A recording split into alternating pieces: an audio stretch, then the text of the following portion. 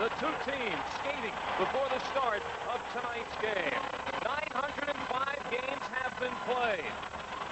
And the National Hockey League has been reduced to two teams, the two best teams during the regular season. Best of 7, and now, Gary, it's reduced to best of 5. Well, I think that we will see a lot of the same type of game as far as good close checking, but let me stress again the fact that the Edmonton Oilers feel very confident at home here that they can play much better offensively than they did in Game 1 and even in Game 2. But the Philadelphia Flyers, I don't think they'll deviate much from their game plan. They have worked the same way in practically every game this year. Good, hard-working team with lots of discipline. And everybody's standing here at the Northlands Coliseum as we will have the presentation of the Star Spangled Banner and O Canada.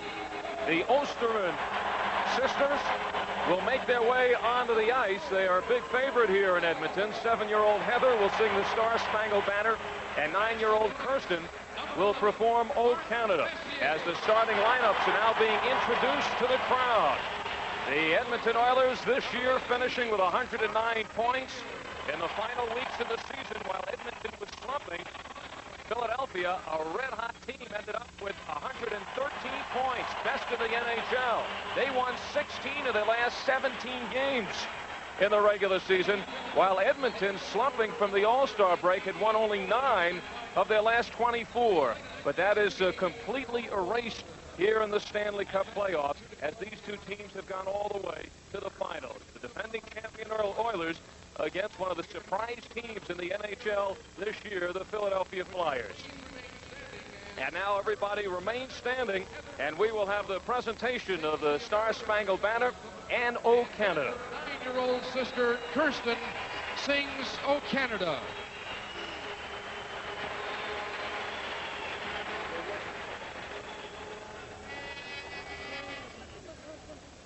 Oh, say, can you see by the dawn's early light what so proudly we hailed at the twilight's last gleam, whose vast and bright stars through the perilous fight for the ramparts we watched were so gallantly streaming, and the rockets reckless of us bursting in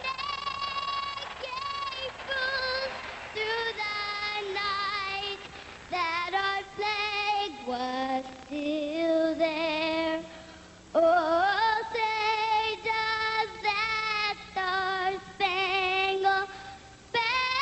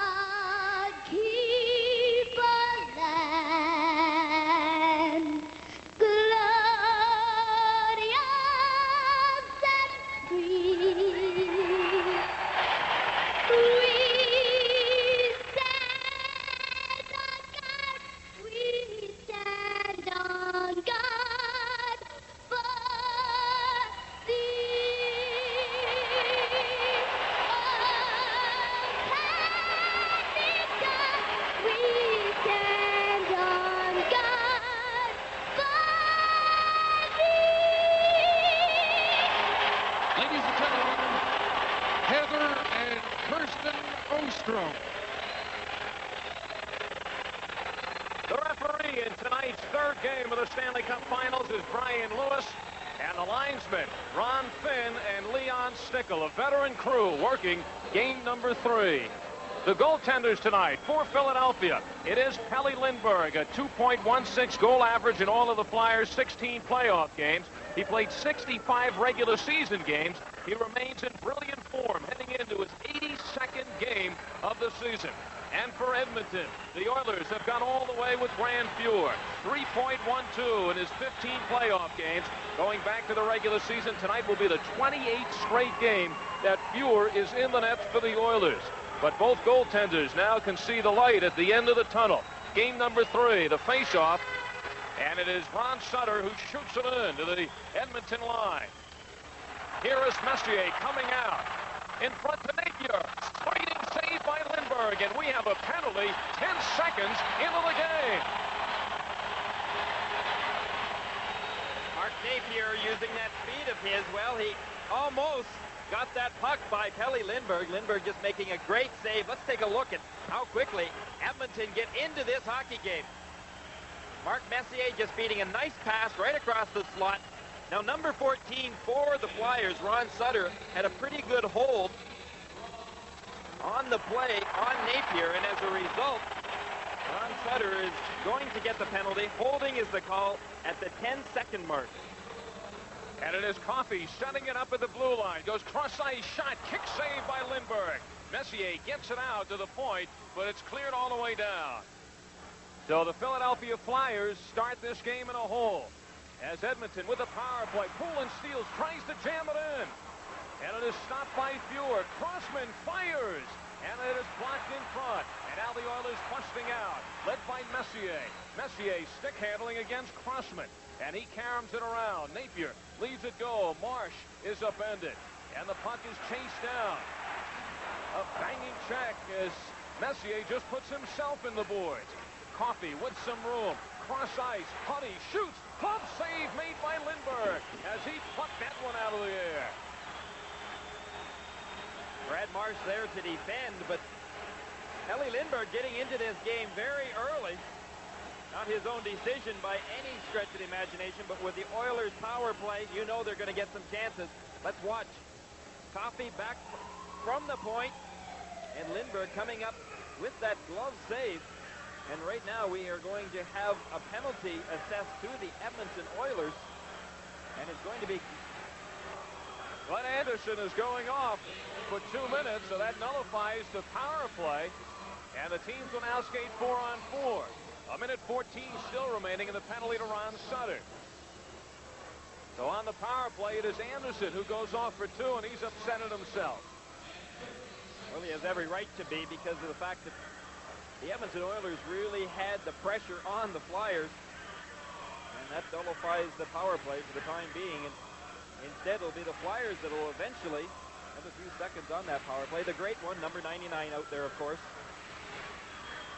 After he was shut out in the first game, it was his first shot in game number 2 on this kind of a situation, 4-on-4, in which he scored. Curry overskates. Here's Gretzky, walks in, scores!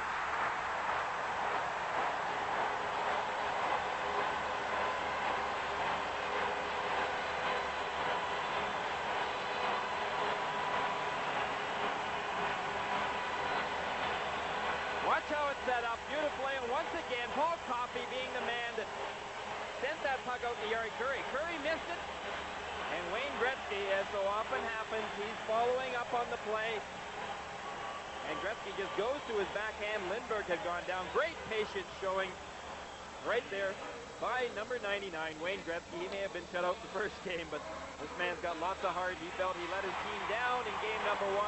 He didn't in game number 2. And here he comes again. Gretzky leads the attack. Behind the back he goes. Coffey in the corner. Gretzky again. Scores!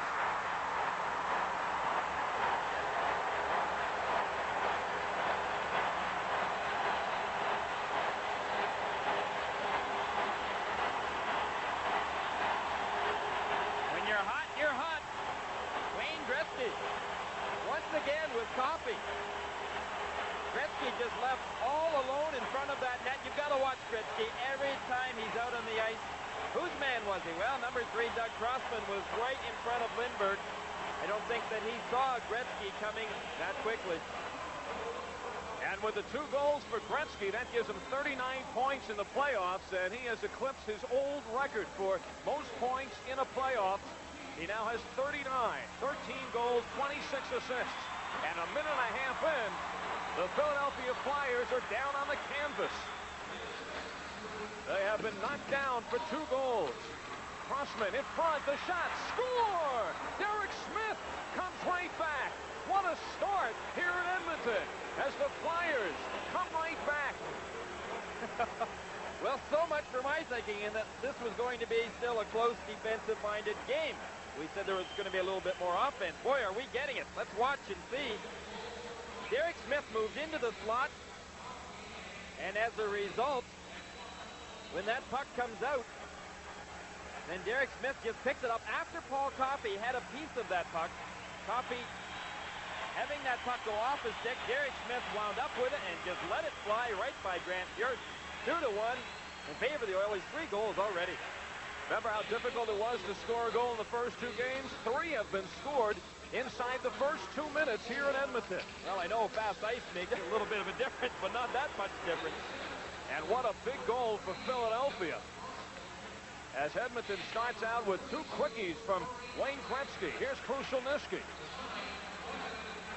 Behind the net, Krushelnyski using his body with Crossman banging on him.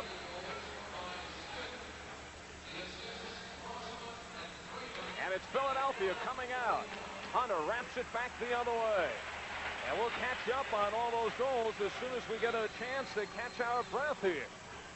2-1 is the score in favor of the Edmonton Oilers. It is Curry who steals, loses. Kerr goes in, wrist shot, and it's juggled by Fuhr, and he holds on. The Flyers on their power play attempt. Tim Kerr getting away a good shot on Fuhr, but Fuhr made sure that he got a piece of that and just held on for the stoppage of play. Tim Kerr out there, of course, on the power play. Let's watch that Kerr shot by Kerr. It was high on Fuhr, and Fuhr just couldn't quite seem to have good control of it initially, but no rebound was given up, however. Kerr who has a goal in each of the first 2 games. And now it's Philadelphia. With a power play, Anderson still has 10 seconds to go on his penalty. Zezel can't control, and it comes all the way down. Crossman back for Philadelphia. Now the team's in equal strength.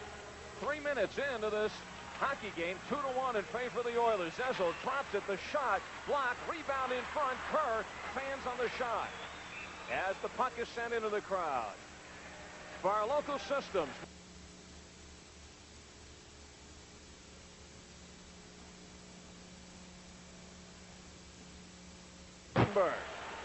Well, you might know that Brad Marsh would be right there to defend Pelle Lindbergh. He has logged a lot of ice time in the first 2 games.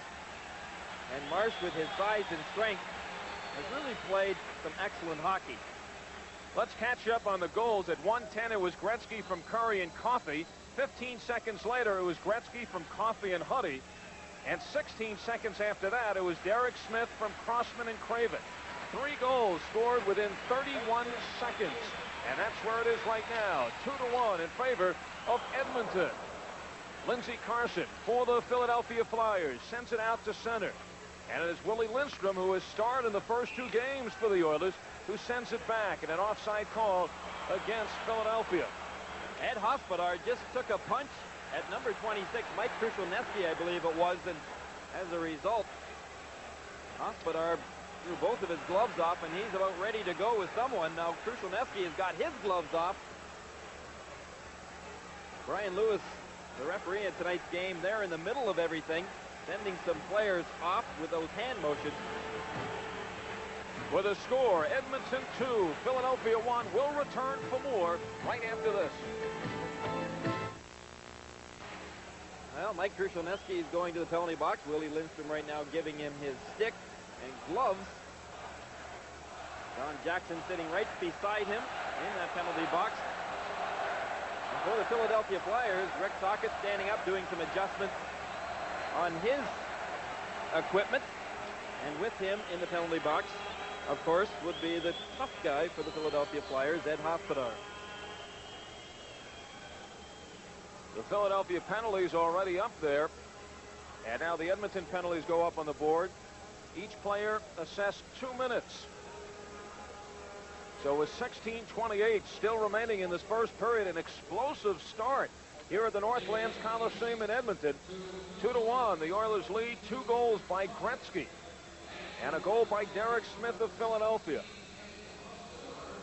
And now the penalties are being announced. And we have an interesting situation. The penalties, they're dual penalties, but the advantage goes to Edmonton because 4 players will be off the ice, 2 on each team. So the teams will be skating 3-on-3, which gives Wayne Gretzky quite a bit of room. Here's Mark Howe. Tries to continue to play it, and now it is Gretzky coming back with Crossman waiting for him. And Gretzky now waiting for help. He circles at the blue line, makes the move away from Crossman, continues to dazzle Crossman with his moves. Gretzky still at it. Well, the only man in front was Mark Howe. And here comes Howe back the other way. 2 Oilers waiting for him. Sutter back to Crossman with Messier on him. Messier with a great speed, burning it against Crossman, puts it between the legs.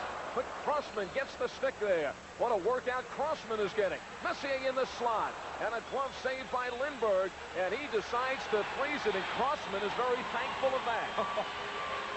Poor Doug Crossman, number 3 for the Flyers, needs a little bit of a rest after that last shift. Wayne Gretzky limped off the ice. He held possession of that puck. It seemed forever down there. He was really playing with Doug Crossman, and sometimes that can be at a disadvantage to you because of the fact then that Ron Sutter came back and took a piece of Gretzky. That's when he hobbled off. Then Mark Messier got his opportunity. And boy, can he ever go for that net with his speed and strength. Glenn Sather right now looking on. Wayne Gretzky hopefully will be all right. And no one wishes that more than his coach, Glenn Sather. Remember, Gretzky's 2 goals, 15 seconds apart, came when the teams were skating 4-on-4. And many feel that it is an advantage for Edmonton, even though it's not a power play. But if they're skating 4-on-4 or 3-on-3. Here is Poulin coming in. Slapper hits the post. Poulin, who's playing with a flak jacket because of the injury to his ribs. He's been playing all series with that, at least the injuries. And now it is Edmonton coming out. Messier over the line, drops it to Lowe. Lowe in the slot, slides it wide. Messier on top of the puck. Kevin Lowe's only got 1 glove on out there, so he's going to have to watch those hands. Marsh tying Messier up, and it is finally whistled down with 26 seconds to go on all the penalties. Mark Messier, as we've talked about earlier, is really being watched closely by the Philadelphia Flyers and their coaching staff. They have tried to keep Brad Marsh on the ice as much as possible when Messier's out there. Of course, Mike Keenan does not get last line change here in Edmonton, and is this man behind the bench, Glenn Sather, that does get last change. So he no doubt will have some manipulation to make during the course of these next 3 games that are all being played here in Edmonton. And it's Gretzky facing off against his shadow, Ron Sutter. Coffey with room to Gretzky. Gretzky wheeling, and there's Crossman on him again. Gretzky fires, and it is blocked in front as Lindbergh came way out, taking Coffey also out of the play. And now it's the turn of the Flyers. Ron Sutter drops it to Crossman, and it's steered into the crowd by Grant Fuhr. 5 seconds left on the penalty. Wayne Gretzky was out there and skating all right, so he apparently suffered no damage that will keep him out. And Crossman, meanwhile, he'll be thinking twice about Wayne Gretzky coming down on him once again. With Gretzky, everyone says you've got to play the body on him. Well, that's easier said than done, and Doug Crossman will be the first one that'll tell you that. Just trying to catch the man when he is in one of those moods whereby he's going to play with you is very, very difficult. And we'll talk a little bit more about that later. I've had some experiences trying to have players take the man on Wayne Gretzky and not too successful at it. Here is Crossman, who shoots it into the corner. Messier ties up Ron Sutter, and the penalties are over. 4 players now scream out of the penalty boxes. And it is Charlie Huddy who caroms it in. Picked up by Coffey. He streaks in. Save Lindbergh. And Gary Curry then overskates in the rebound. And here's Philadelphia flying out. 2-on-2. Derek Smith turns around and can't get the shot off. And Edmonton back the other way, being led by Gretzky. Gretzky with Curry and Tikkanen. Gretzky angling in. Puts on the brakes. Back to low it goes. He shoots. And we have a penalty coming up as Tikkanen in front of the net is slashed by Lindbergh after he was dropped by Lindbergh in front. Kelly Lindbergh certainly taking quite a bit into his own hands here in this first period. And an interference penalty has been called by Brian Lewis. And we'll find out exactly.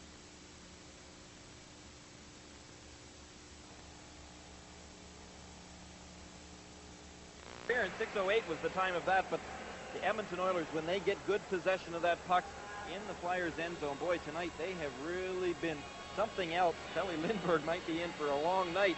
Let's watch and just see how the Oilers get an opportunity to set that play up. The Flyers not really playing aggressively. They're just standing back, playing a good disciplined box, trying to keep the Edmonton shots coming from that slot. Tikkanen out there once again, and he is a tough contender. The 20-year-old Esa Tikkanen playing in his second National Hockey League game. Playing now on the power play with Gretzky and Curry and Coffey. To Tikkanen. Pulls the trigger. What a bullet, but why? And Poulin, a penalty-killing master for the Flyers out on the ice. A minute 15 to go in the power play. The Oilers have not scored a power play goal in 8 attempts in this series against Philadelphia. And it is Poulin, who has 2 shorthanded goals in the playoffs, sends it back. Klusman with Tikkanen watching him. A minute to go in the power play. And winding it out is Charlie Huddy. Huddy with Prop on him. And Hospodar sends it ahead to Prop. And a race for the pucks in the sallow along with Fuhr. And Fuhr shoots it all the way down. 40 seconds left in the Philadelphia penalty to Murray Craven. 2-1 is the score. Gretzky with the 2 goals for Edmonton. Derek Smith has scored for Philadelphia. The 3 goals coming 31 seconds apart. Anderson lets it go to Messier. Back it goes to Coffey. Coffey winds, fires, and it's blocked as Lindbergh comes 15 feet out of his net. Anderson takes a look. Anderson has it again. And it is knocked away by Brian Prop. So Prop heads out for Philadelphia. As the penalty now winding down as Craven now steps on the ice. Craven gets the pass. His bullet shot, and Fuhr had to make the splits to stop that one. Edmonton comes out with Krushelnyski on the left wing, and he takes a bump from Rich Sutter. Melnick runs into a man right in front of the shot. As Rich Sutter is nailed by Krushelnyski. Larry Melnick, who has not dressed the last 4 playoff games for Edmonton. A nice move by McClellan, but doesn't get very far. Lindsey Carson for Philadelphia. Crashes through. Tocchet, number 22, the rookie for the Flyers, going after it. The shot by Ron Sutter. And standing up tall is Grant Fuhr. From Edmonton, you're watching the Stanley Cup playoffs on USA. We'll be right back. Welcome back to the Northlands Coliseum in Edmonton, Alberta. Al Albert along with Gary Green and Al Trautwig and Mike Liut. We have 11 minutes left in the first period of play. And the score, the Oilers 2 and the Flyers 1. Remember the first 2 games, defensive struggles. 4-1 in the first game for Philadelphia, 3-1 in the second game for Edmonton. Edmonton may spoil their image. In that Chicago series, there were games like 11-2 and 7-3 and 8-6 and 10-5 and 8-2. But what a start here. 2-1 quickly, bang, bang, bang. 3 goals within 31 seconds. And now it's Edmonton starting out. Larry Melnick plays it cross ice to McClellan, a big factor in game number 2 in Philadelphia. This line, McClellan and Lindstrom, number 19, who takes a wrap, and Krushelnyski, number 26. As they battle, there's Hospodar in the middle of things. play is stopped, and very quickly the veteran linesmen Ron Finn and Leon Stickle step in. Well, you would know that Hospodar would be amongst a little bit of trouble going on down there. And for the Edmonton Oilers, Kevin McClellan and Krushelnyski, who both played key parts in game number 2 in Philadelphia, they were really playing aggressively and took a lot of heat. Well, just a little bit of the hitting that is going on here at Northlands Coliseum, and I think that we're in for a pretty aggressive game as well tonight. These two teams had a few good battles going on in game number 1 and game number 2, and you would expect that they would just continue right on here to game number 3. And you have all the potential right now for things breaking out when you take a look at the cast of characters on the ice. It's McClellan leading the way for Edmonton, and Tuckett now, along with Hospodar, on the ice for Philadelphia. All of them like to rough it up. Kevin Lowe for the Oilers plays it off the boards for McClellan, and he is bumped by Hospodar. It was Hospodar who knocked McClellan cold in game number 2 with a check. Marsh slaps at it. The puck is still loose, and there is Krushelnyski. McClellan poke checked away, and Kevin Lowe for the Oilers back skating with a man right on him. The checking continues. McClellan picks it up. McClellan looking for an opening. Fogelin goes in deep, and he is rattled to the ice. And now we have another shot taken by McClellan, and Brian Lewis, who is right on the scene, says that is enough, and McClellan is going to the penalty box.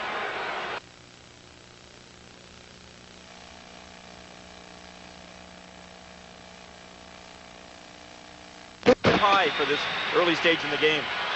Low fans on the shot. Team's now skating 4-on-4. Anderson chases after Crossman, and he puts him into the boards. Crossman really getting a workout here tonight as the Edmonton Oilers working on the Flyers' defense. Flyers without one of their leading defensemen, Brad McCrimmon, who separated his shoulder in the Quebec series. There's another run at Mark Howe. And the Oilers really trying to wear down the Flyers' defensemen. They started doing that effectively in game number 2, and it paid off. Anderson is bumped from the puck by Peter Zezel. And Crossman comes in. Lead pass right on the stick of Howe. Over the line. And it's Anderson who picks the puck up at the blue line. Messier returns it to Anderson. Anderson, who has 24 points in his 15 playoff games. And coming out is Crossman. And we have a penalty coming up to Edmonton. Lindbergh leads his goal. Ron Sutter looking in front to his teammate, and now the whistle blows. And Brian Lewis thumbs an Oiler. Now we're going to get another high sticking penalty assessed here, and as Al just mentioned, it is going to go to the Edmonton Oilers. Brian Lewis going to the penalty box and giving the high sticking call. Going to the box will be number 9, Glenn Anderson, for the Oilers. 50 seconds still left in the dual penalties, and now Anderson steps in the box for his second of the night. And the Flyers have a chance to even this game up. High sticking penalty to Anderson at 11:08. And the Flyers go on with Tim Kerr along with Brian Propp. Their 2 leading scorers are up front. And the back line of Crossman and Howe.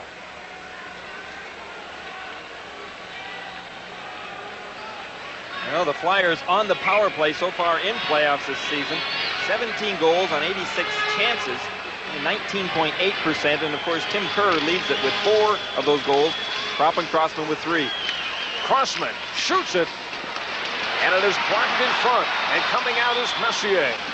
Messier with Coffey, one-on-one against Crossman. Coffey fires, and it's kicked away by Lindbergh. No team scored more shorthanded goals than the Oilers this year. 25 in the regular season. They've added 6 in the playoffs. Craven, poke check by Coffey. Here's the waist, Curry. And Crossman, who seems to have been on the ice for the whole game so far. Mark Howe with Curry on his back. Huddy tangles with Howe. Crossman at the point, keeps it in. Circling away from Curry. Crossman walks in. And it is Kevin Lowe who wraps it around, and it is Anna Lazar. A minute to go in Anderson's penalty. It's now 5-on-4 as the dual penalties have been completed. 7:50 left in this first period. 2-1. Oilers lead the Flyers. Game 3. Fuhrer sticks it in the corner. Kerr overskates. And Hunter finds the opening and sends it through. Just a little over 40 seconds left on Glenn Anderson's penalty, so the Flyers, they've still got a good chance here for one. Tim Kerr, 21 power play goals this year. Takes a crunch from Fogelin. They jam it along the boards and get the whistle.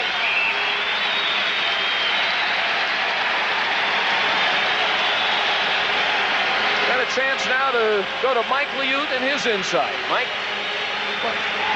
When you get down 2 goals like that quickly to the Edmonton Oilers, the way to stop the bleeding, as they say, is to get that good goaltending that Lindbergh has delivered and to get a goal yourself and get back in the hockey game.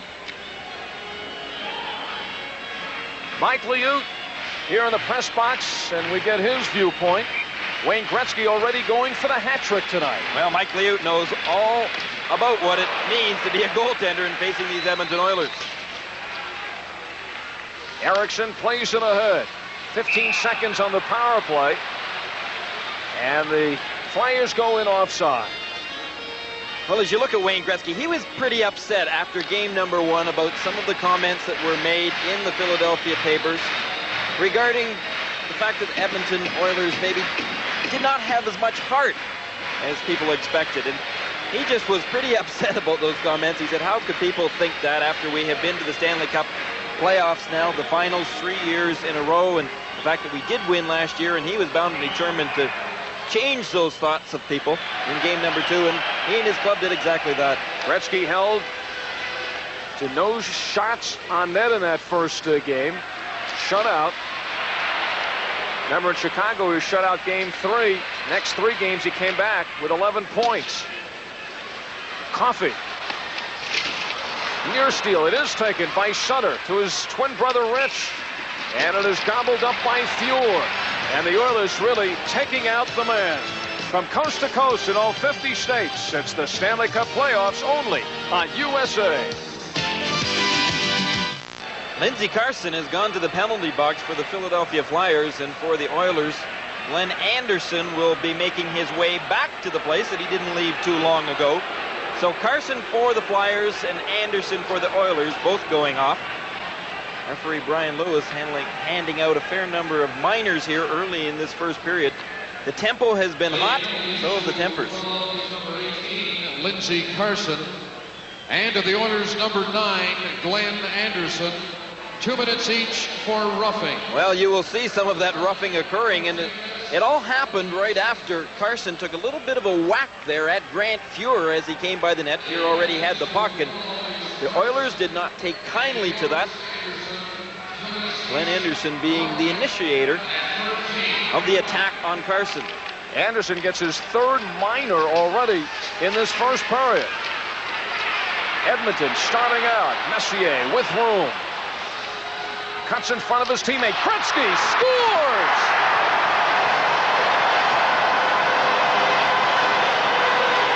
The hat trick for Wayne Gretzky in the first period.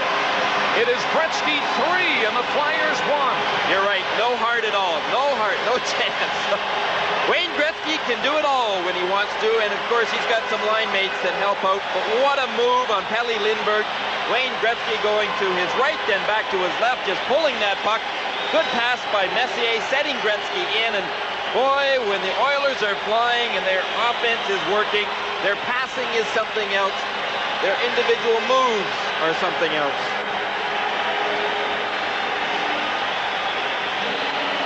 Wayne Gretzky, 3 goals in the first period, and the Oilers lead 3-1.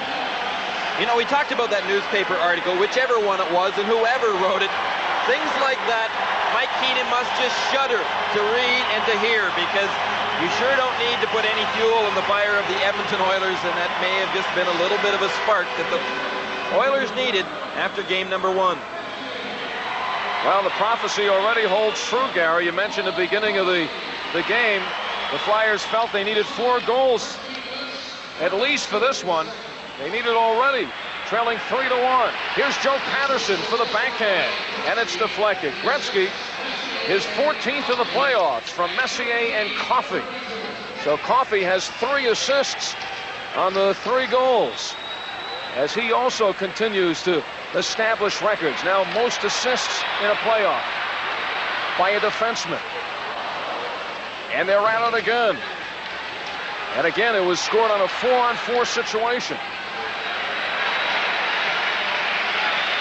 Larry Melnick circling, hits Gretzky with a pass. And it is Don Jackson. He's able to dig it out, gets it to Melnick. Gretzky cross ice. The Oilers squeak in. It is Napier, back to Jackson. And Lindbergh covers it up.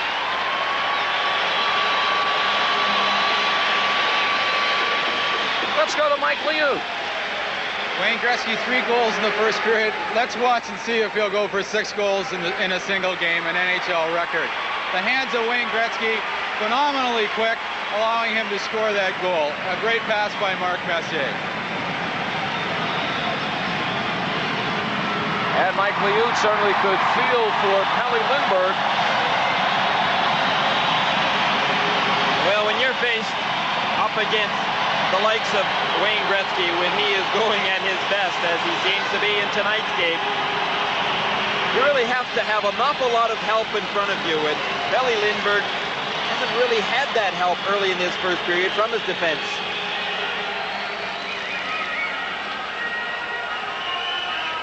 And the faceoff will come to the right of Lindbergh as you get a shot of the sellout crowd here in Edmonton. One of our cameras apparently appears to be a goaltender with Gretzky coming in on it. A little shaky. This, by the way, is the first sellout in the playoffs here at Edmonton. They had raised the tickets $6 across the board, and the fans were just not buying it in the first 3 rounds. And Brian Lewis blows that one down with 5 minutes, 5 seconds left. More penalties coming up. I think we've got a cross-checking penalty here going once again. 3-1. The Oilers lead the Flyers in Game 3. We'll be back in just a moment. Game 3 already proving to be as different as games 1 and 2. And looking ahead to our first intermission in our USA studio, we'll be talking to a man the Flyers miss and miss very much. Brad McCrimmon will be my guest. After that, Dan Kelly will remember something special about referee Wally Harris. Back to you, Al. And back in play, Philadelphia with the power play as Don Jackson goes off. Sezel's shot is smothered. Crossman. Shoots, save, rebound, Cecil, blocked by the defense. A sliding Charlie Honey made the play to save Grant Fuhr. And Messier back the other way. Messier cuts in front. Kicked out by Lindbergh as he smothers it. A short-handed attempt there, again by the Oilers. Well, first of all, it was just a great play by Charlie Huddy. He saved a goal. And then, as so often happens, the penalty-killing unit of the Edmonton Oilers, they are so dangerous. Mark Messier taking that puck, just leaning, cutting in towards Pelle Lindbergh. He didn't have a lot of room to go, but he just found enough to be able to shovel that puck at Lindbergh and hope for a little bit of a rebound. Lindbergh doesn't give up a lot, but great move by Messier. The other end, Charlie Huddy, I really think saved the goal, Al. Otherwise, for sure, the Flyers would have been able to score on this power play attempt. Messier sitting down. He had an assist on Gretzky's goal at 13:32, the last of the 3, the pure hat trick for Gretzky. We have 4.5 minutes to go in this first period. And we have packed just about as much scoring in this first period than we've seen in either of the first 2 games. And you consider there's an empty net goal in each of the first 2. Gretzky is back on the ice. He's now trying to kill this penalty. Gretzky with 8 shorthanded goals, or rather 11 shorthanded goals this year. He's added 2 more in the playoffs. Don Jackson in the penalty box for Edmonton for another minute and 10 seconds. It is Crossman. over the line. He was looking for Tim Carr in front. And Fogelin whips it around. Kevin Lowe shoots it out. Here's Gretzky chasing for it. Lindbergh coming out in pursuit. Blocked by Gretzky. The net is open as Gretzky trying to get it in front to his teammate Yari Curry. 45 seconds left in the penalty to Jackson. This place is buzzing here in Edmonton. Now, no offside is called, so they continue to play. It is stolen by Gretzky. 3-on-2. The Oilers bust out with Gretzky in the middle. Curry fires! It almost took off the head of goaltender Pelle Lindbergh. Back the other way. The Oilers have been out-shooting the Flyers here on the Flyer power play. 15 seconds left. And Coffey now with the puck. Winds it around. Marsh trying to keep it in. He cannot as that puck now pops into the crowd with just 8 seconds left on the power play for Philadelphia. Well, as you look at Brad Marsh, Al, you were mentioning earlier the fact that the Edmonton Oilers were taking the body tonight and were really trying to wear down the Philadelphia Flyers defense. No question about that fact. But they don't even have to take the body. Just their overall speed and keeping the tempo of the game at its present pace wears down the Philadelphia Flyers defense enough, let alone having the body taken on top of that. The Oilers are really flying out there, and that makes it very difficult for the Philadelphia Flyers defense just to keep up. The penalty is now over. The team's at equal strength. 3 minutes left in the first period. Oilers 3 and the Flyers 1. 3 goals for Gretzky. The Flyer goal by Derek Smith. Marsh wraps it out to Prop. He is covered by Huddy. Now it is Marsh. Stick handling. Lead pass goes to Craven. The only other appearance by Philadelphia here in Edmonton during the regular season, Flyers won it 5-2, and that man Murray Craven with 3 assists in the game. Brian Propp had a couple of goals. The Flyers a perfect 3-0 against the Oilers during the regular season. Well, you're not about to see these Philadelphia Flyers turtle by any means. Mike Keenan, I'm sure, just instructing them to keep chipping away and doing a little chipping away right now. Ed Hospodar, number 17 in the orange for the Philadelphia Flyers, and number 22, Rick Tocchet. They're having some words with a few of the Oilers players. Charlie Huddy involved in that, and I believe that is Kevin McClellan in there. At least that's a good guess, the way that Kevin McClellan has played. I could guess Kevin McClellan's name, and I would be right probably 8 out of 10 times. Well, there you see his number 24. The big aggressive center iceman for the Oilers. And he and Hospodar have really had something going, but that isn't Hospodar this time. That's Rick Tocchet. Tocchet, 20 years old, a 6th-round draft pick. One of the 5 rookies making it big for Mike Keenan and the Flyers. And here's a guy who signed as a free agent, Charlie Huddy with the Edmonton Oilers. There are many lower draft picks and free agents who have really helped out these 2 teams, getting them to the Stanley Cup Finals. And here's another free agent who signed with Philadelphia, Ed Hospodar. Hospodar has added that aggressiveness back in the blue line. He's a good friend of Mark Howe's. Howe and Hospodar played together in Hartford before both of these players came across to the Philadelphia Flyers. And Hospodar sits in the penalty box. A familiar scene for Hospodar. He goes off 2 minutes. So the Oilers up by 2 goals. Now send Wayne Gretzky on the ice. Different situation for Wayne. He's in on a power play with a man advantage. Well, the way that he's playing tonight, he's just dangerous every time he's out there. Ed Hospodar gets 2 minutes for roughing. 17-19 is the time. The first 3 goals scored in this game came within 31 seconds, which established the NHL playoff record. Fastest 3 goals by both teams, eclipsing the old record by 5 seconds. That was back in '82 when Edmonton combined with the Los Angeles Kings for 3 goals in 36 seconds. Philadelphia killing the penalty and keeping the puck in the Edmonton zone. It is now worked free by Gretzky. And Gretzky starts it out for the Oilers to Coffey. Coffey back to Gretzky, who takes a spin. Cross ice it goes. Right in front is Curry, but he cannot take the pass. Coffey back the other way. And it is Huddy kicking in. We have a penalty now coming up. Another penalty to Philadelphia. And very wisely, the Oilers just give up the puck. And it's the rookie, Esa Tikkanen. He knew that as soon as the Oilers gave up the puck, it meant more time with a two-man advantage. Well, that gives Paul Coffey and Wayne Gretzky and the rest of the Oilers some more opportunities. Very impressed by young Esa Tikkanen. He's just shown me a lot of things in game number 2, his first chance to play in the NHL. And again in this game tonight, under a lot of pressure, but he was smart enough to realize that penalty was coming up to number 14, Ron Sutter. And so the smart move was made by Tikkanen. Give the Flyers the puck, get the stoppage of play, the face-off especially, where it's at right now, deep in the Flyers' end zone.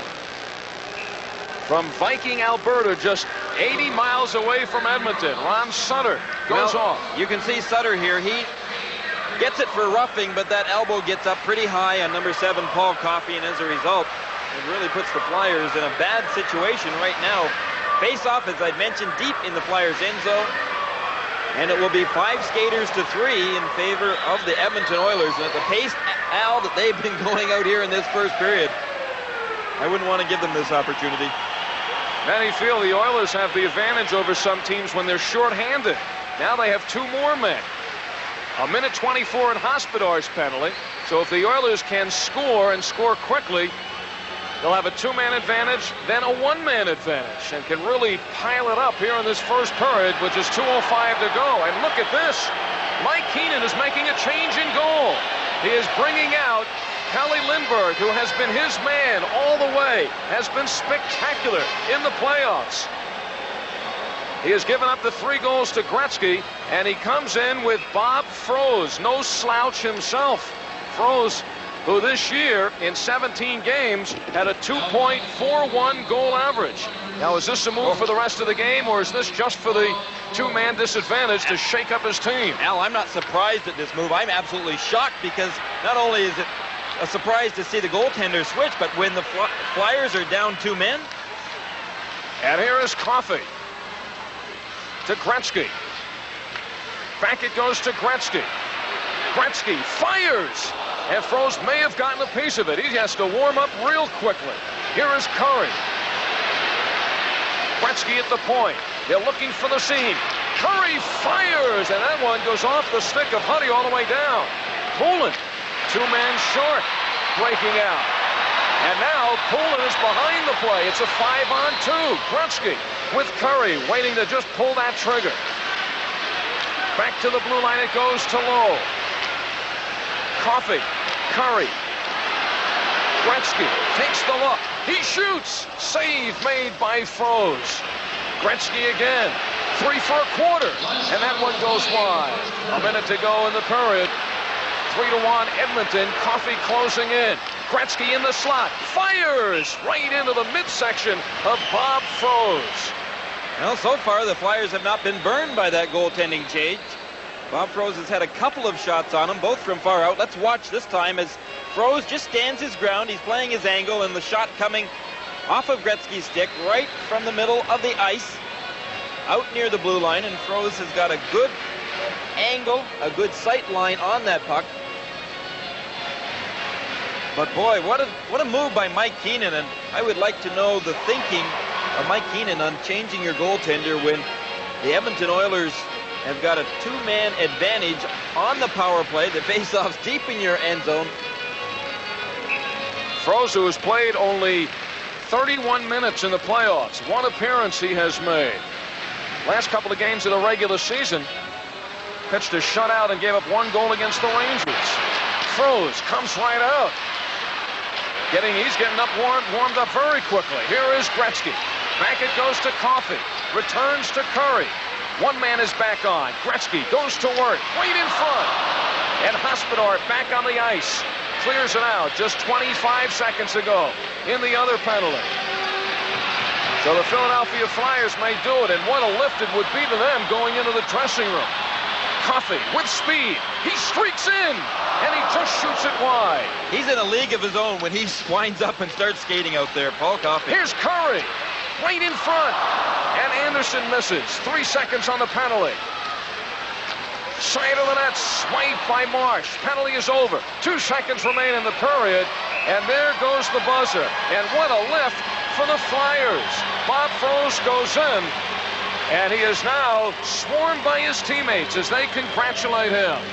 The shots on goal in the first period, the Edmonton Oilers with 20, and the Philadelphia Flyers with 12. Coming up in between periods, the Flyers defenseman Brad McCrimmon, who is out with a separated shoulder, and he will be joining Al Trotwood to talk about the injury and that very interesting first period of play in game number 3. The score at the end of one period, the Edmonton Oilers 3 and the Philadelphia Flyers 1. We'll be back with our first intermission right after these messages.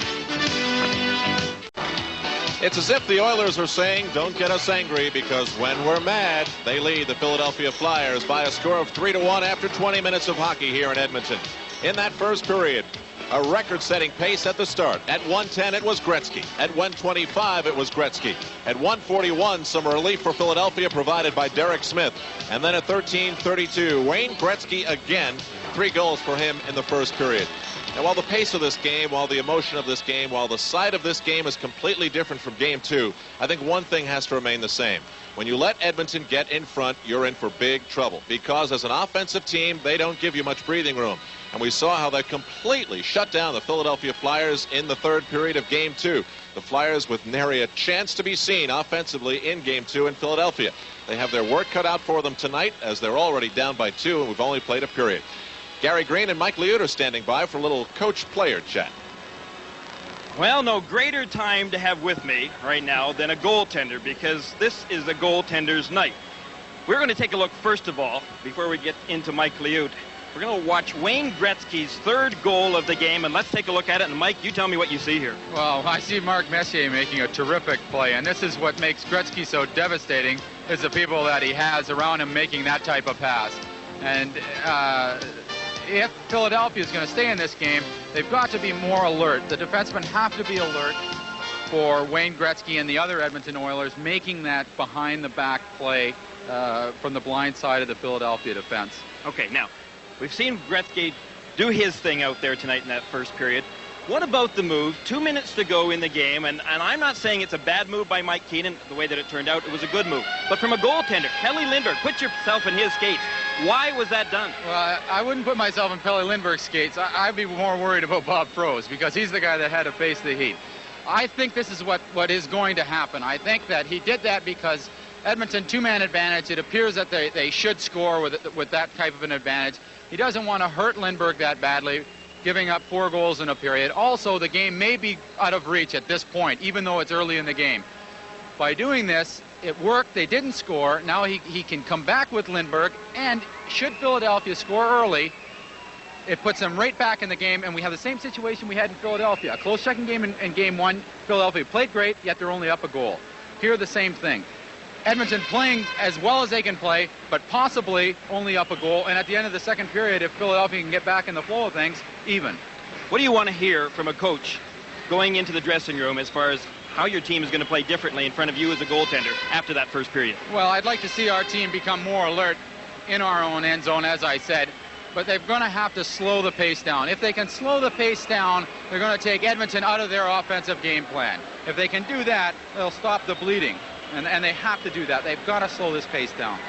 Well, we will see what happens in this upcoming second period. No wonder we couldn't put any pucks by you when I was coaching in Washington. You're so tall. Let's go to Albert. Hi, Gary and Mike, and right now as the Philadelphia Flyers work their way back on the ice, it will be interesting to see which goaltender is between the pipes. Is it Pelle Lindbergh back there after a few minutes off? And it is Lindbergh right now going into the crease and shaving the ice area in front. So it was Mike Keenan going to the bullpen, a psychological move as much as anything else, and putting in Bob Froese, as the Oilers had a 2-man advantage for 1 minute and 24 seconds. Froese, as we understand, has worked very hard in practice and comes to the arena and is sitting on the bench as game ready as any backup goaltender is. And Keenan perhaps also thinking about the possibility of not wearing out Pelle Lindbergh anymore, taking the shot, the psychological lift of making the change and certainly would change the feelings of the three players in front of Bob Froese. And it is Pelle Lindbergh to return to the nets for Philadelphia here in the second period after the Flyers received a terrific lift by killing off the Oilers after trailing 3-1, and the Oilers getting a two-man advantage in the last couple of minutes of play. It's 3-1 the score. The Oilers over the Flyers very easily could have been 3-2, and you have to give credit to Charlie Huddy, the defenseman, who slid in front of goaltender Grand Fuhr when Philadelphia had a power play, and he certainly saved a sure goal which would have made this a one-goal hockey game. Well, Al, speaking of goaltenders, if Philadelphia were ever to come back and win this game, maybe Bob Froese may end up being the star of the game, because under pressure circumstances, he came in, he made the saves when he had to.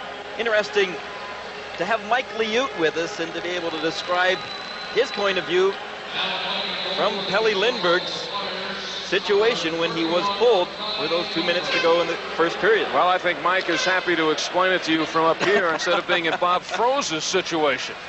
So Froese back on the bench, his heart probably pumping, the adrenaline flowing, and wondering if he'll get back in there again.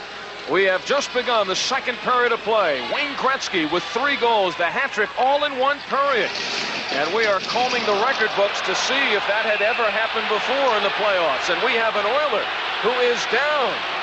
Mark Napier rattled against the boards behind the Philadelphia cage. Well, we have a little problem with this camera once again, but that wavering might be how Mark Napier feels right now, because he took that crack right along the boards, as you can see, and we will see how that happens. Once again, watch, Napier comes in, and there is the cross-check that Napier ends up getting from Hospodar, and boy, that was pretty obvious, wasn't it?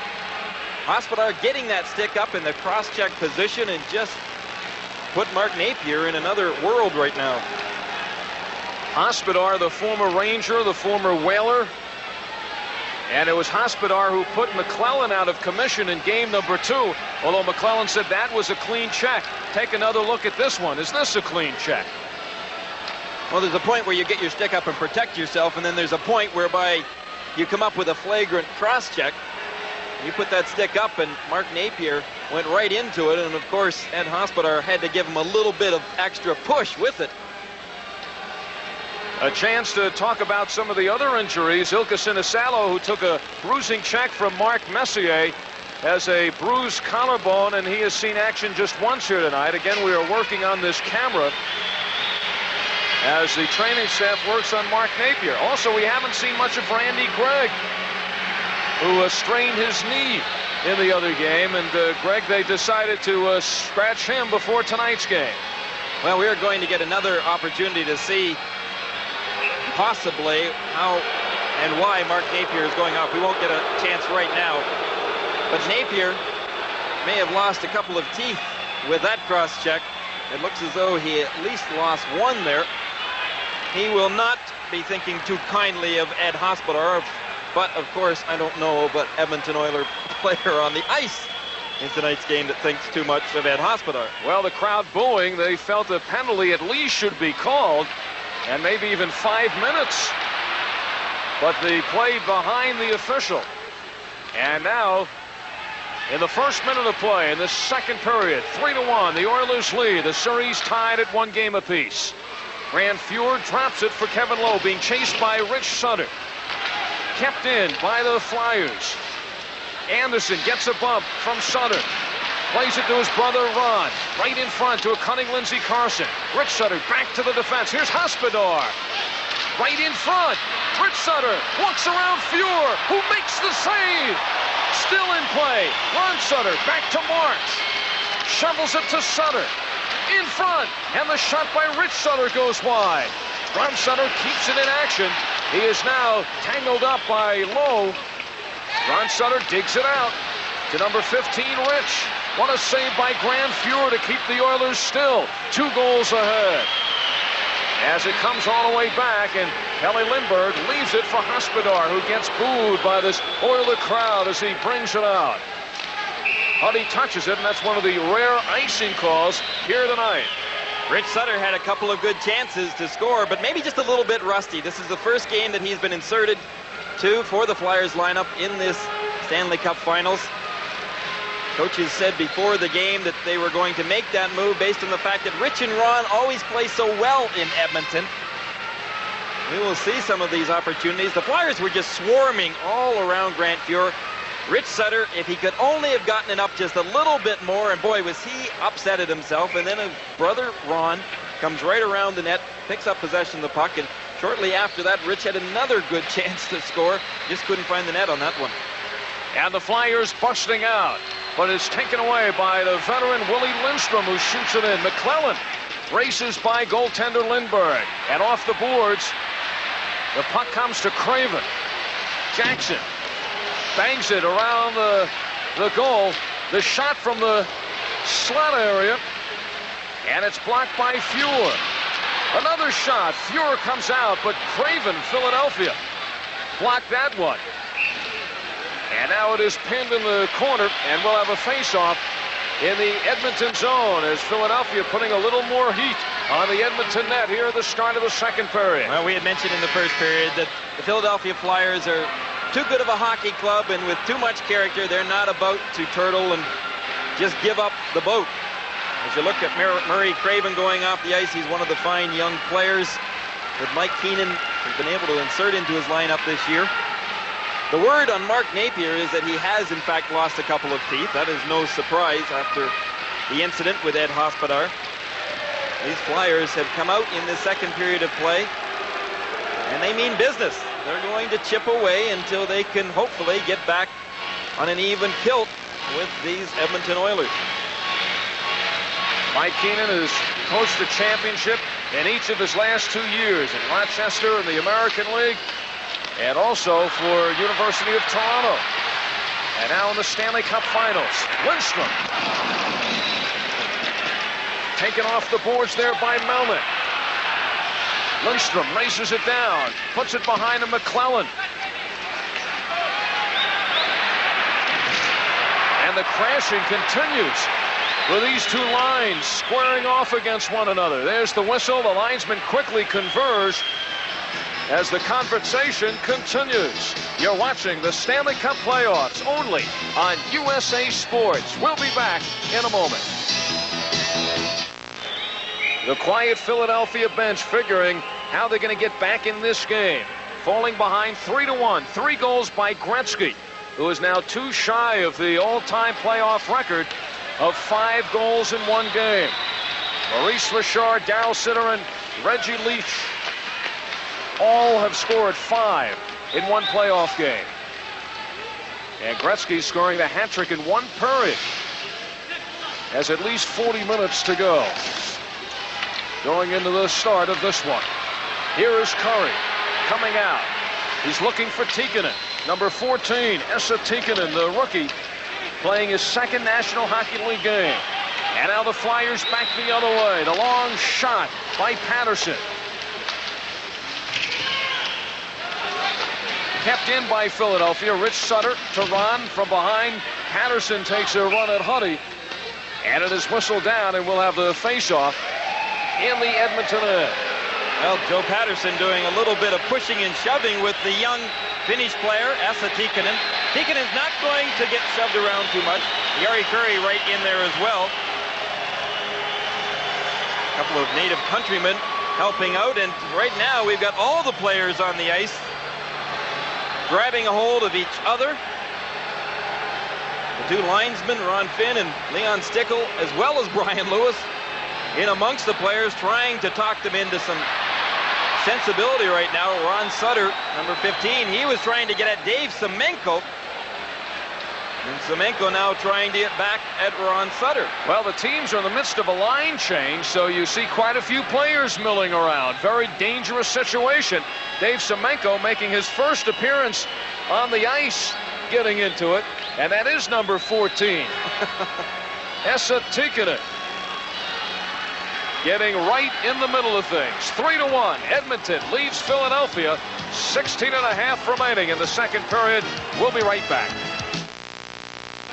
I couldn't help but cringe when I saw what happened to Mark Napier's jaw. Here's how much damage a cross-check can do. Just imagine what Mark Napier felt like. Back to you and Alan Gary. Al Trautwig being very vivid, and it certainly explains what happened to Mark Napier. Well, I don't know whether or not Al Trautwig's going to be able to put that cement block, rebuilding it on his expense report or not, but...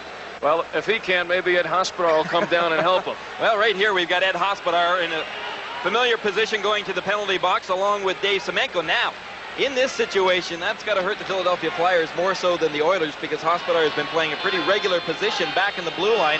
Semenko hasn't seen much ice time. He didn't in game number 2 when he came back into this series. Philadelphia's number 17, Ed Hospodar. And to the Oilers, number 27, Dave Semenko. A 10-minute misconduct to each player.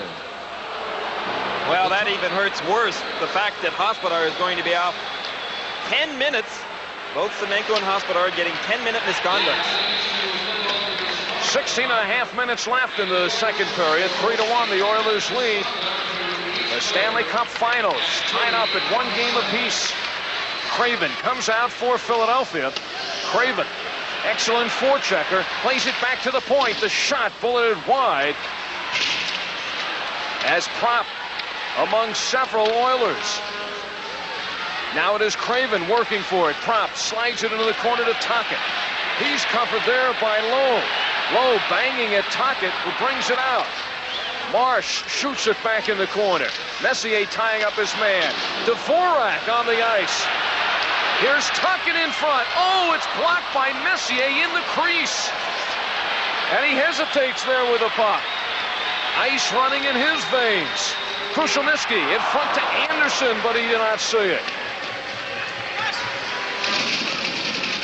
And it's Craven, who is bumped by Anderson. Kicks it out, and Dvorak seeing duty now with Hospodar in the penalty box. Marsh making the moves to get it out. Krushelnyski for the Oilers. And he is nailed by Zessel, but the Oilers come out. McClellan, 2 men on him. Dvorak goes back for it and plays it behind. Tim Kerr slips, kept in by Lindstrom.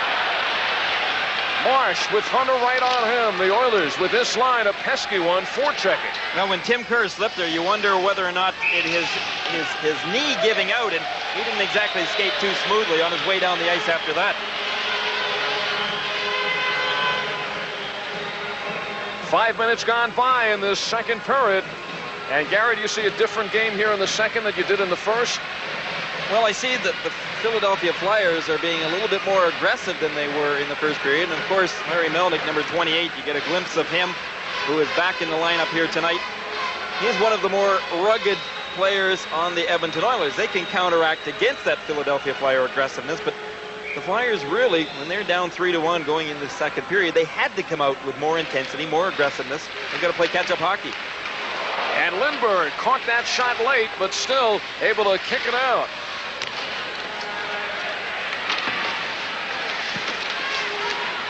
Gretzky back on the ice. 3 goals in the first period. He had 7 shots on net in the first period for Gretzky. Coffey looking for Curry. And it is Howe who's bumped by Curry. Sinisalo takes it in. Drops it for Derek Smith. And Tikkanen clears for Edmonton. Picked up by Curry. Curry still has it. He's been held scoreless in the series. Back it goes to Huddy. Slaps it on the screen. As Lindbergh staying with it. Curry right in front. Gretzky's shot goes wide. And a penalty coming up to Philadelphia. Esa Tikkanen drawing the penalty against.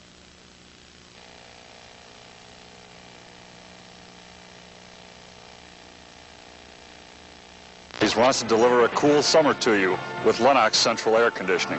Now everyone can afford quality Lennox air conditioning for as low as $38 a month and no payments until August. Altofs has a financial plan to fit your budget, plus a trained staff that ensures your air conditioning runs efficiently year after year. A combination you just can't beat. Altofs quality and payments as low as $38 a month. Why wait any longer? Whether it's new equipment or replacing the old, call us today. Against Philadelphia. And their last attempt, a two-man advantage. Here is Messier flying. Krushelnyski fans on the shot. He just let up a little bit. He had the open net. Coffey streaking in. His shot, and that is wide. Kept in by Lowe at the point. Plays it around to Messier. Messier takes a look as he's covered by Marsh. Coffey with time. He fires, kicked out, and it's steered away by Lindbergh, who lost sight of the puck just for a moment. A minute 10 left in the power play. Here's Gretzky heading in. Screeches to a stop. Coffey on the screen, scores!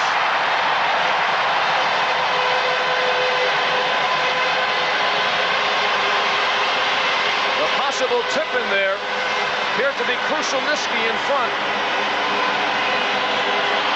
Well, let's watch and watch closely. Was it Krushelnyski or was it Charlie Huddy? Wayne Gretzky just playing it very smartly here. It was Krushelnyski that moves in, number 26, no question about it. Al was right. Mike Krushelnyski tips that puck in. And the Oilers score on the power play attempt. That makes Doug Crossman's penalty a bad one.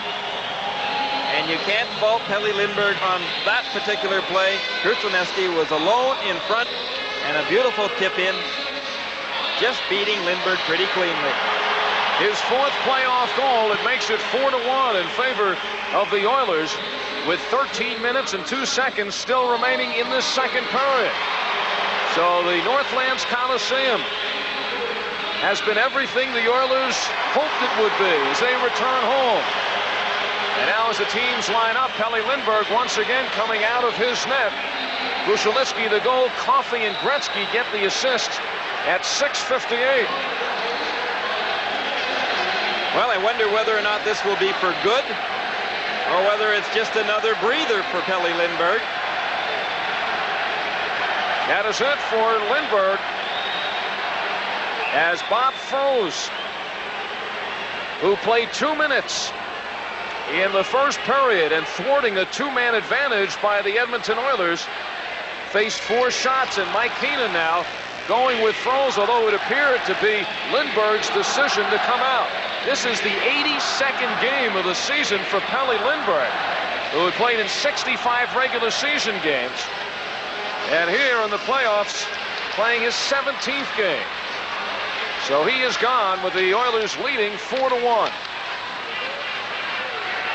Here's Sezel for Philadelphia, and Fjord steers it aside. Joe Patterson right in front. Crossman, the backhand blocked by the defense. Still wrapping at the puck. Philadelphia, Tocchet shoots it wide. Penalty coming up against the Oilers as the Flyers scramble in front. Peter Zezel was down on the ice in front of Fjord. I think Tocchet missed the puck once and even hit Zezel's head with his stick. So the goalie is out for Philadelphia, and they have an extra attacker, but it is now touched down by the Oilers, and now the Flyers will go on the power play. And how dearly they need a goal right here. The place to stay for exclusive coverage, the Stanley Cup, USA. The Flyers, they missed on another opportunity, that mad scramble around the Edmonton net. They can't afford to miss that type of play. Late this being down in 4-1. Here we have Philadelphia trying to make an adjustment, trying to get a little more physical, and possibly paying off. They're controlling the period, although they're down a goal.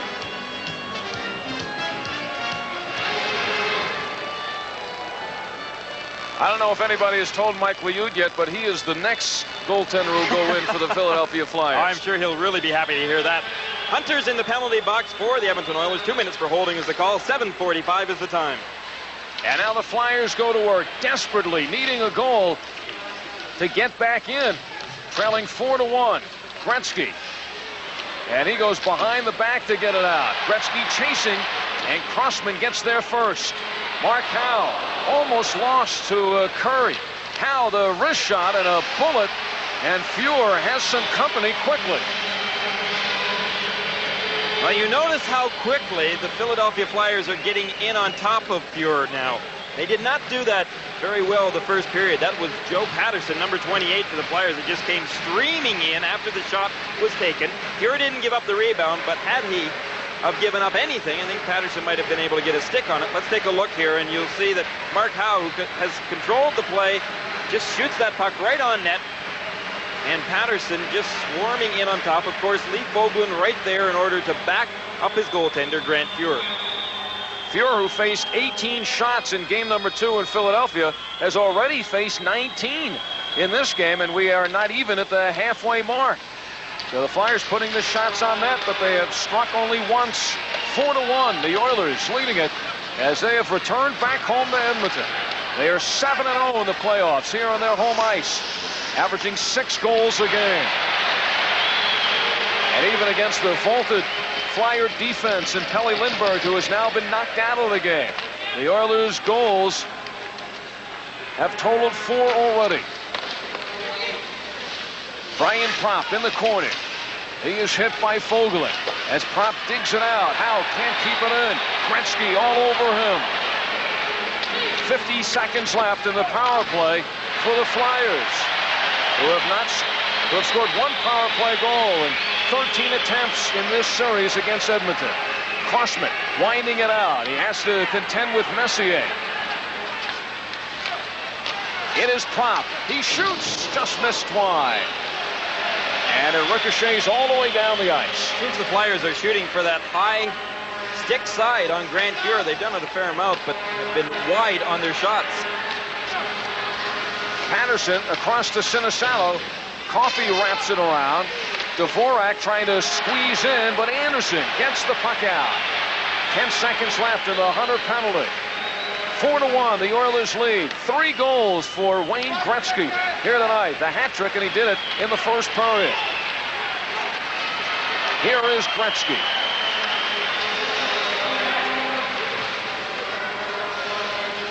Zezel right in front, and Anderson with Gretzky busting out with him. Anderson over the line, feeds it through to Gretzky. And now it's Philadelphia back the other way, led by Patterson. Patterson walks in, he shoots, and Fuhr got a piece of that one. The penalty is over. The teams are now equal strength, and flying is Coffey. Coffey goes to the outside. Rick Sutter back, the long pass to his brother Ron. Ron Sutter along with Carson as Sutter is crunched into the boards by Melnick. Comes back to the blue line, picked up by Gretzky with Crossman back. Gretzky fakes the shot, does a 360, and it's intercepted by Lindsey Carson. 9 minutes, 20 seconds left in the second period of play. Marsh poke check by Gretzky is all over the ice. Here is Esa Tikkanen. He is ridden off the puck by Rich Sutter. Crowd wants a penalty. Brian Lewis really blown that whistle tonight. Says no on that one. Ron Sutter shoots it in, and the Edmonton Oilers making sure to taking Sutter out. 4-1, the Oilers lead. McClellan, 24, is in on the play. Crossman flips it to Sutter. Jackson losing it in his skates. Tikkanen takes a swing at it. It is Tocchet who started up with Tikkanen in the second game. Tikkanen, and he is belted off the puck by Derek Smith. Now Foglin gets it out. 8.5 minutes left in this second period. 1 goal scored here in the second by Krushelnyski on a power play. And the Oilers are called for an offside. For our local system.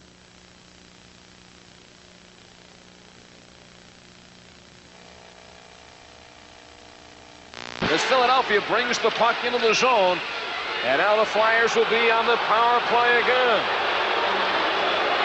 Well, Lee Foglin really took a pretty good open ice run at Brian Propp, and let's get another look at that one. Here's Propp. He's got his head kind of turned inwards, looking at the puck. He just sees Foglin coming out at the last second. Not much he could do about it then, but Foglin is going to the penalty box, and the Flyers will have a face-off deep in the Oilers' end zone and a power play opportunity. Number 2, Lee Foglin. 2 minutes for charging. The time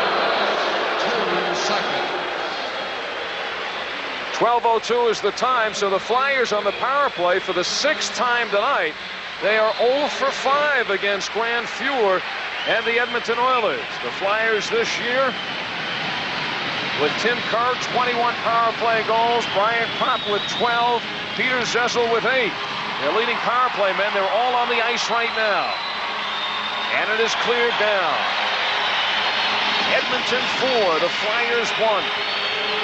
Crossman, who's been on the ice for most of the evening. Lead pass to Mark Howe. The big guns are out there now for Philadelphia, desperately seeking a goal. Howe being forechecked by the Great One, who has been just that tonight. 3 goals and assists. Gretzky involved in all 4 goals. Howe with Gretzky right on top of him. Hunter digging for it. Kept in by Zezel, but not for long. Howe hounded again by Gretzky. Played ahead for Howe. Streaks in, but a Flyer was offside. Well, we were talking about number 3, Doug Crossman, getting a lot of ice time. Equally as much, Mark Howe, number 2 for the Flyers. Those 2 players back in the blue line just add all the mobility that the Flyers practically have behind the blue. They have not got a lot of speed back there other than these 2 players. Of course, when you take a look at Dvorak and Eriksson, they can maneuver pretty good with the puck, but Mike Keenan doesn't give them an awful lot of ice time. And you could see the difficulty perhaps starting to brew for the Flyers with the loss of their valuable defenseman, Brad McCrimmon. Extra work for everybody, and they are now being worn down by the Edmonton Oilers. And they know especially the action they'll get here in Edmonton, with the Oilers flying. Messier plays it behind, and Coffey sends it not out. 40 seconds to go in the power play for Philadelphia. And they have not had good opportunities. This is their 6th power play attempt. Coffey revving it up. Here's Coffey going in. And Eriksson got a piece of that shot. Coffey picks it up. Who's got the power play here? 20 seconds left in the Philadelphia power play. Gretzky trying to slip through enemy lines. No penalty call there. The crowd wants it. And now Philadelphia still can't get untracked. Here is Curry. He fires. Froze. Thinks he has it. Yes, he does. Well, that puck was lodged in between Bob Froze's pads, and right now, over at the penalty box area, well, let's take a look at that shot. First of all, Jari Kurri just winding up, and believe me, Kurri has got a bullet of a drive. Froze stood his ground and had no idea, though, whether or not he stopped it or whether it was in the net. One more time, we will look at that shot by Jari Kurri. Gretzky and Kurri combining when they're out there killing penalties. They're so dangerous. That's why Edmonton led the NHL with 26 short-handed goals this season. And, of course, number 2 right behind them was the Philadelphia Flyers, who had 20 short-handed goals this year. So 1 and 2 in a lot of categories in the overall season. Kurri had 3 short-handed goals in the season. He has 2 already in the playoffs. That commotion, Ed Hospodar and Dave Semenko were coming out of the penalty box. Remember, they went in for a misconduct, and they did it with a couple of exchanges.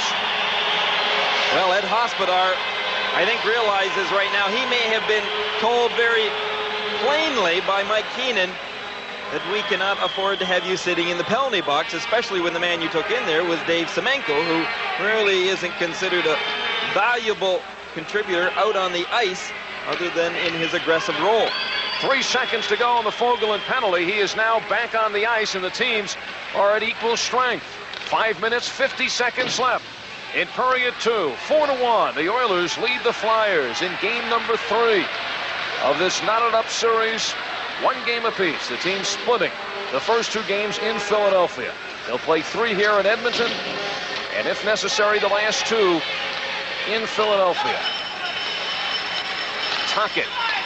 And it is Craven coming in, angling around low. He had Propp in front, but it was Fogelin diving to head it off at the pass. We hope you're enjoying the Stanley Cup playoffs here on USA. We'll be back in a moment. So the Philadelphia Flyers getting more and more frustrated. They're 3 goals behind and now can't click on power plays as they have been getting that advantage. Oilers have been opening the door, but the Flyers haven't been able to step in.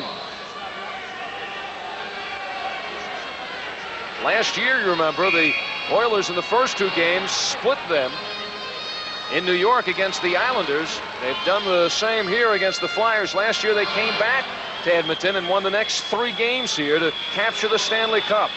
That's in the back of their minds as they have returned home in this series. The face-off to the left of Grand Fjord. Krushelnyski will take the draw against Ron Sutter. No, Ron steps out and Rich steps in. 5:25 left in the second period. It has been a rambunctious crowd here at the Northlands Coliseum.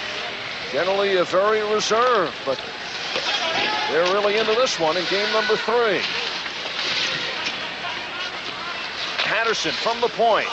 Krushelnyski got the stick on that one. Messier, he is taken out of the play, but it's picked up by Krushelnyski. Anderson looking for Krushelnyski in front.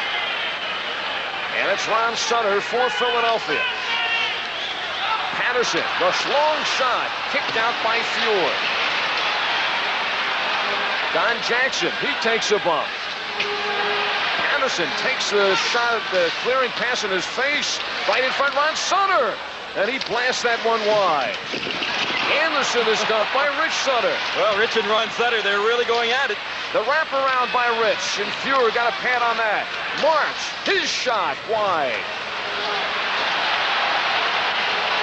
And Krushelnyski floats it deep behind the net of Philadelphia. Bob Froese, who has relieved Pelle Lindbergh in the Flyer net. 4:20 left in the second period. Brad Marsh shoots it in. Coffey. And the puck is pinned there with 4:07 left in the second period. Let's go to Al Trautman. Al, by day, he's mild-mannered David Ash. By night, he is known as Superfan. He'll be my guest at the end of the second period. He has lights flashing on his head, and his main responsibility is to get the fans here in Edmonton going. He does a pretty good job, and by the way, he has a slogan, cheering for the 80s. It should be interesting when he visits in the studio. As a matter of fact, a little like Gary Green. Different. Join me. I have no response to some of Al Trautwig's comments. Al Albert? And it's Jari Kurri coming out. I guess if one of the goal judges' lights goes off, Gretzky walks in, looking for goal number 4. Here is Gretzky right on top of the puck. He has a man in front. Kurri can't get the tip off. Tikkanen in the corner. Plays it behind, and Derek Smith, number 24 for the Flyers, is stopped by Kurri. 3.5 minutes left in the second period. 4-1. The Oilers lead the Flyers. Huddy smashes with Howe. Poulin in front. Crossman. He has both Carson and Poulin nestled in front of the crease. The puck stays in, and Marsh beats Kurri to it, but Kurri pestering away, trying to get it back. Marsh watched by Gretzky. Crossman now circles out of his own zone. Grand Fjord helping out. He winds it around. It is Craven looking in front. And cleared by Edmonton. A 3-on-2 led by Gretzky. Gretzky looks for Hunter. Back it goes to Gretzky. Cross ice. He finds Fogelin. Now Lindstrom right in front. And Philadelphia back the other way. Prop with 2.5 minutes left in the second period. Marsh, Lindstrom right on his back. Prop to Sutter. Back it goes. Tocchet the shot. Ripped out of the air by Grand Fjord. 4-1, the Oilers lead. 2:22 remaining in the second period. And we'll be right back. Back at the Northlands Coliseum in Edmonton, where the Oilers lead the Flyers by 3 goals in the faceoff in the Edmonton end. 4 points for Wayne Gretzky on 3 goals and an assist. 4 points for Paul Coffey on 4 assists. And he has established a new assist record for a defenseman, 23. The old record, 19, held by Bobby Orr in the playoffs. So Coffey was 1 behind coming into this game. He already has 4 assists. And we have 2:22 remaining in the second period. Kevin Lowe, the defensive defenseman. The rock on the defense for the Oilers. Ahead to Mark Messier. Messier poke-checked away. Rich Sutter dressing for the first time in this series to Ron Sutter. 3 men converge on him in Oiler uniforms. Miroslav Dvorak. Lead pass to Patterson. And Fuhr covers up on that. Well, Rich Sutter had lost his glove, and I had a feeling that Kevin McClellan, number 24 for the Oilers, might just be going over in the vicinity of Rich Sutter in order to give him a little tap on that bare hand of his. Unfortunately, I think, unfortunately for Rich Sutter, Brian Lewis was standing on guard. Rich Sutter injected into the lineup tonight, and I think it's been a healthy injection because Rich Sutter and Ron, they've come close to causing what I guess you would describe as mayhem when they've been out there tonight. They have really been hustling and forechecking. I think Ron Sutter wants his brother in the lineup and is going to try twice as hard to make things happen when he's out there. Well, when his brother Rich was sent down to the minor leagues this season, it affected Ron Sutter more than Rich. In fact, Bob Clark, general manager, had to have a long talk with Ron Sutter to get him out of his doldrums without his brother in the lineup anymore. But now they are reunited and playing here tonight, just 80 miles from their hometown of Viking, Alberta. A minute and a half to go in this second period of play. The Oilers in command, back home, really feeling good about things right now. 4-1 the score. Sinisalo, who is playing with a bruised collarbone, and he certainly has been effective, not taking many shifts here tonight. A 36-goal scorer. With 1 minute left in this second period. So the Philadelphia Flyers, who have gotten by 3 rounds, fighting off the injuries to Kerr and to Poulin and now McCrimmon. And here in the finals, with Sinisalo hurting, question of whether Kerr continues to hurt. Poulin playing with a flak jacket. McCrimmon is out for the series. And trying to hang in there. Well, there's no question that the Philadelphia Flyers are worse for the wear when it comes in the injury department. But when you look at the Edmonton Oilers, I think that the fact that they don't have many injuries is a credit really to their play overall. They are aggressive. They are constantly on the attack, and the more you're on the attack and less you defend, less chance I think you're going to have of getting injured. Last minute of play of the second period. Gretzky. Lead pass Curry, trying to keep his skates. And it is wrapped out to center ice. Curry with Tikkanen coming on the ice, and we may have too many Oilers out there. You could hear it being screamed throughout the building. The fact that the Edmonton Oilers had too many men on the ice, and Wayne Gretzky just trying to catch his breath right now as captain of the Edmonton Oilers. Brian Lewis going over to the penalty box to no doubt assess. There are too many men on the ice, and it's going to be young Esa Tikkanen who's going to serve that, and he was the man that jumped off the boards. Maybe a little bit too soon. Very difficult, though, when you're seeing your man coming off the ice, and you have to watch where the puck is at the same time. So Brian Lewis makes the call. Tikkanen, very enthusiastic, getting out there. Close call. But it gives Philadelphia a power play again. They are 0 for 6 tonight. And now it is Mark Howe with some room. He's bodied by Huddy. Curry slides it out, and here's Gretzky one-on-one against Krushman. Gretzky, he has Coffey. Coffey in front. Back to Gretzky. Remember, the Oilers are down a man. And we have a penalty to the Flyers as Coffey is dropped. behind the play. So there goes the Flyer power play as Zezel heads to the penalty box. Now, Coffey is just so dangerous when he's out there. He doesn't worry about defending, not when the Edmonton Oilers get the puck. Regardless of the fact whether they're killing the penalty, Coffey goes with it. And Coffey and Gretzky combining here, which was a beautiful play, regardless of the fact that Edmonton did not score. Look at that move of Coffey's back to Gretzky. Gretzky just shoots wide of the net. Froze was out of position. Just a beautiful give and go situation here. Boy, they really are dangerous when they're killing the penalty out there. They constantly attack. Their whole plan of attack is, regardless of not whether you're killing the penalty, when you get possession of the puck, and you being any Edmonton Oiler player, then you think attack right away. So Zezel goes off for interference at 19:53, 7 seconds left. Coffey and Gretzky turning Froze into a pretzel on that play.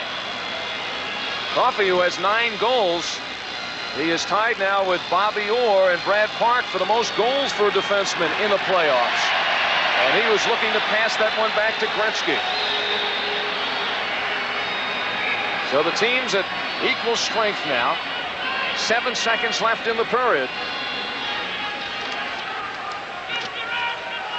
And this should do it.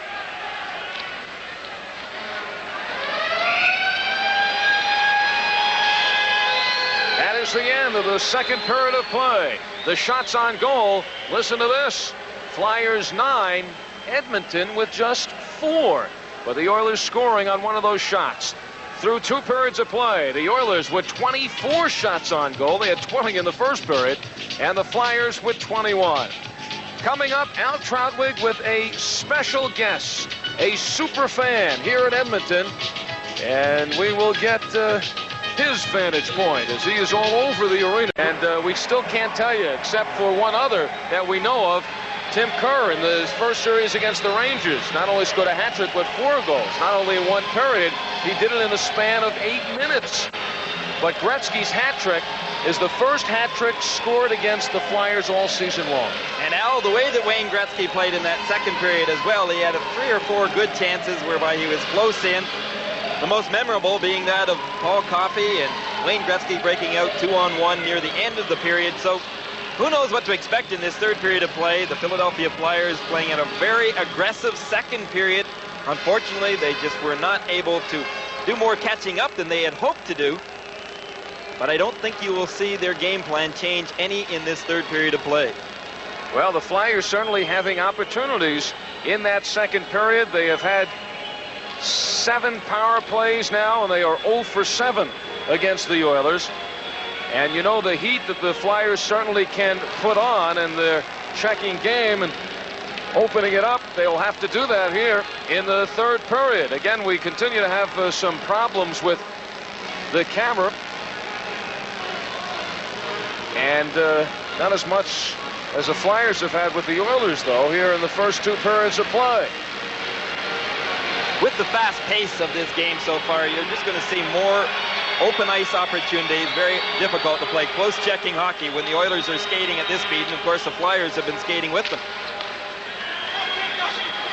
Teams start this third period skating 4-on-4.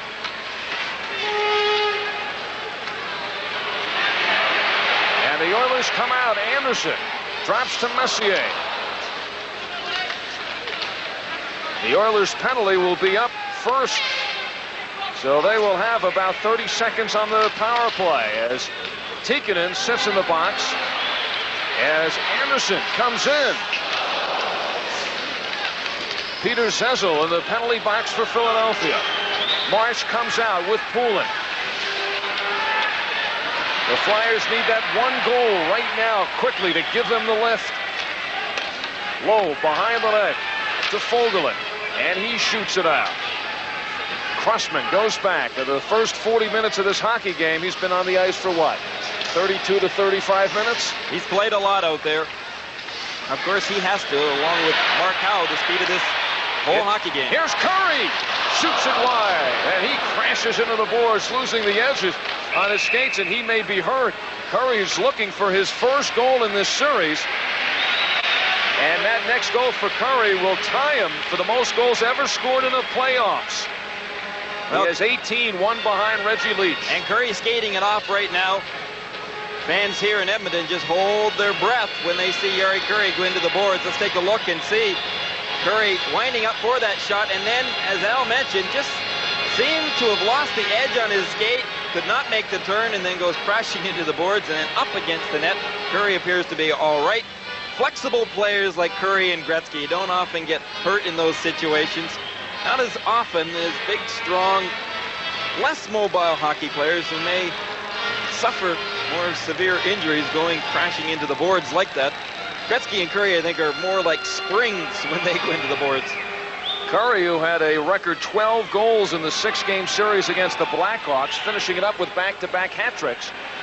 But he is 0 for this series here in the 3rd game. Tikkanen will come back on the ice in 5 seconds, and the Oilers will have a power play. And now the Oilers are man up for 30 seconds. Tikkanen on the ice, leaves it go for Messier. Messier Frozes in the net for Philadelphia, taking over for Lindbergh, who left after Kuselniski had scored in the 2nd period. And here is Esa Tikkanen out of Helsinki, just 20 years old, who joined the Flyers for game number 2. He was the most valuable player of the World Junior Championships, and said he's not in awe, Gary, because he played in those championships and there's much pressure there. Well, he also doesn't want to go to the minor leagues next year either, so he's going to try to impress Glenn Sather as much as possible. City doesn't like all the bus trips down there. Coffey, his shot deflects wide. Charlie Huddy being watched by Craven. Here is Coffey closing in the slot. Shot, kick save, Froze. Still loose in the crease. But it is whistled down as referee Brian Lewis lost sight of that puck. It was still right there in the crease area. He's not the only one that lost sight of it. I don't think Bobby Froze really saw it either. Froze was way back in behind the goal crease. Now let's watch as Big Dave Semenko, in a very usual position for Semenko, in front of the net, trying to screen, trying to make it difficult for Froze. Now watch, when that puck all of a sudden becomes available, it seems to sit out there about a foot in front of Froze, but yet Froze was not able to really see it. He made the initial save. Now it's right directly in front of him, and I think that at times, maybe Mike Liut will be able to tell us a little bit more about that the goaltender's mass, the way they are built, makes it difficult to see pucks right below you. And that's exactly where that puck was frozen in that crease. All right, the team's now at equal strength. The penalty is over. 2 minutes into this 3rd period of play. 4-1, the Oilers leading, looking to get a 2-1 advantage. Semenko had Gretzky right in front. And the whistle blows that one down, coast to coast. You're watching the Stanley Cup on USA. Bobby Froze having trouble with that puck, but not because of the mass, more because of Dave Semenko in front of him causing the deflection. Al? And play is back in, and Froze right in the middle of it again as the Oilers in the zone, but not for long. It is Lindsey Carson busting out with Sinisalo right in front. And the stick of Fewers steers that one into the corner. Coffey, his lead pass. And a Semenko. And he goes right for Hospodar. Nothing subtle about that. Hospodar now playing possum goes down. As Semenko wants more, he'll be going off the ice, and he'll probably be going alone. Well, you got to say one thing about Hospodar. He isn't too concerned about his pride right here. He is more concerned about the Philadelphia Flyers. He doesn't care whether or not he looks bad, as some people may reflect upon Hospodar. He's just going to draw the penalty.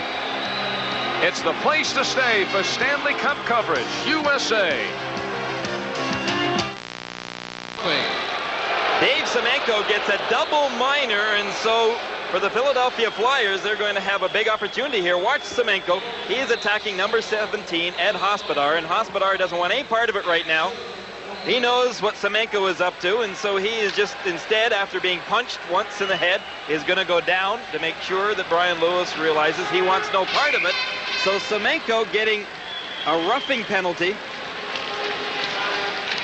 A double minor, 2:48 is the time. So the man advantage for Philadelphia again. Will they make it work for him this time? They can make it work 2 times and turn the complexion of this game completely. The Flyers spreading it out. Zessel on the point with Howe. Howe slaps it in front, just trying to get it near Fuhr, who can't control the puck. Crossman angles in. Crossman, 2 men watching him. Propp trying to get position in front. Crossman to Sinisalo. Back it goes to Crossman. Behind the net, Zessel. The great playmaker in front. Kick saved by Fuhr. As Mark Howe came in from the point spot. Here's Howe again. He shoots it, and it ricochets wide. Kept in by Sinisalo. Plays it in the corner. Propp. He is hit by Foegele. Mark Howe back to Sinisalo. Crossman with room. Fakes the shot. Works in. And Lou sweeps the puck down the ice. You can almost say it was a 5-on-3 out there because the Oilers' Dave Hunter had broke his stick, and so he was a little defenseless out there. The Flyers 0 for 7 on the power play tonight. And get a double dose right here. Poulin puts on the brakes right in front, but is blocked by Huddy, and he rifles the puck all the way down.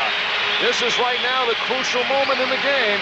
It's a 3-goal lead for Edmonton, but the Flyers can really do some damage. Fuhr comes out. Patterson swats at it. It goes off his hand and into the crowd. Well, of course, very important to the Philadelphia Flyers would have been the fact that trying to score on that first penalty, so then they would get another crack at it, but only 15 seconds remaining on that initial minor. Another one coming up, however, on Semenko, and Grant Fuhr getting a little action here. Lots of action in front of Grant Fuhr.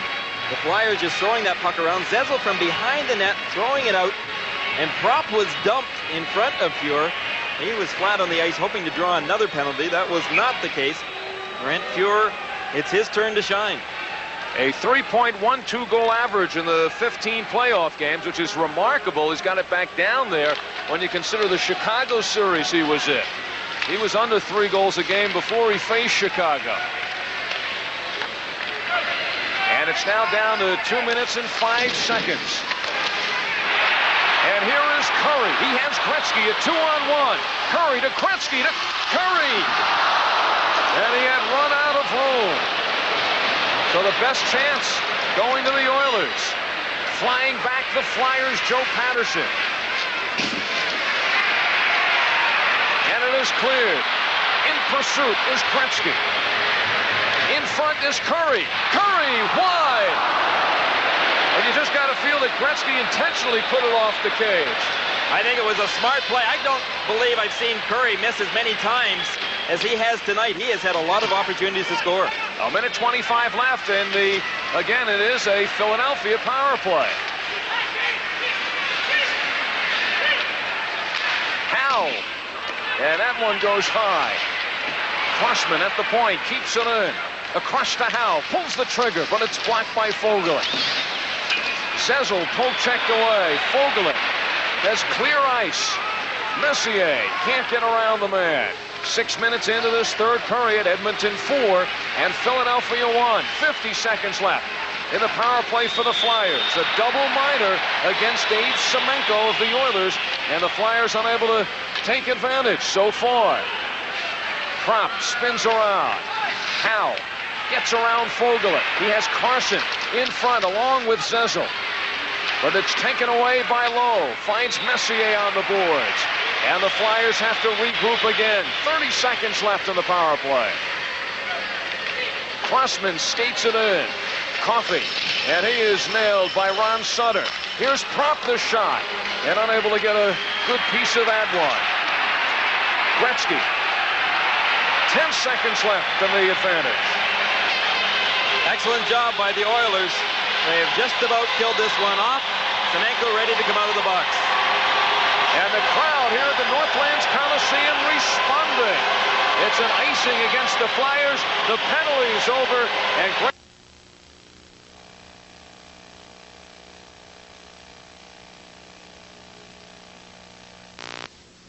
20 on the power play in the series. Krushelnyski pokes it in the corner.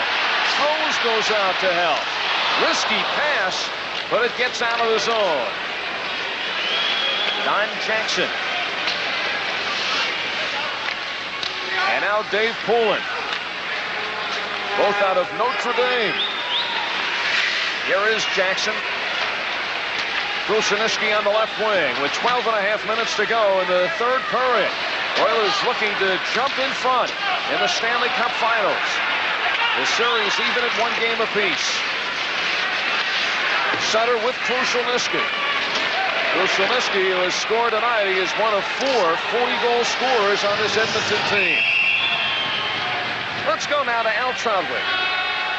Al, there's no question the greatest hockey tradition is at the Forum in Montreal, and it belongs to the Canadiens. But now 3 times consecutively into the final, the Oilers may feel they're starting their own tradition. Detractors might say, no way. But as you can see, the Oilers really aren't that far from the Forum after all.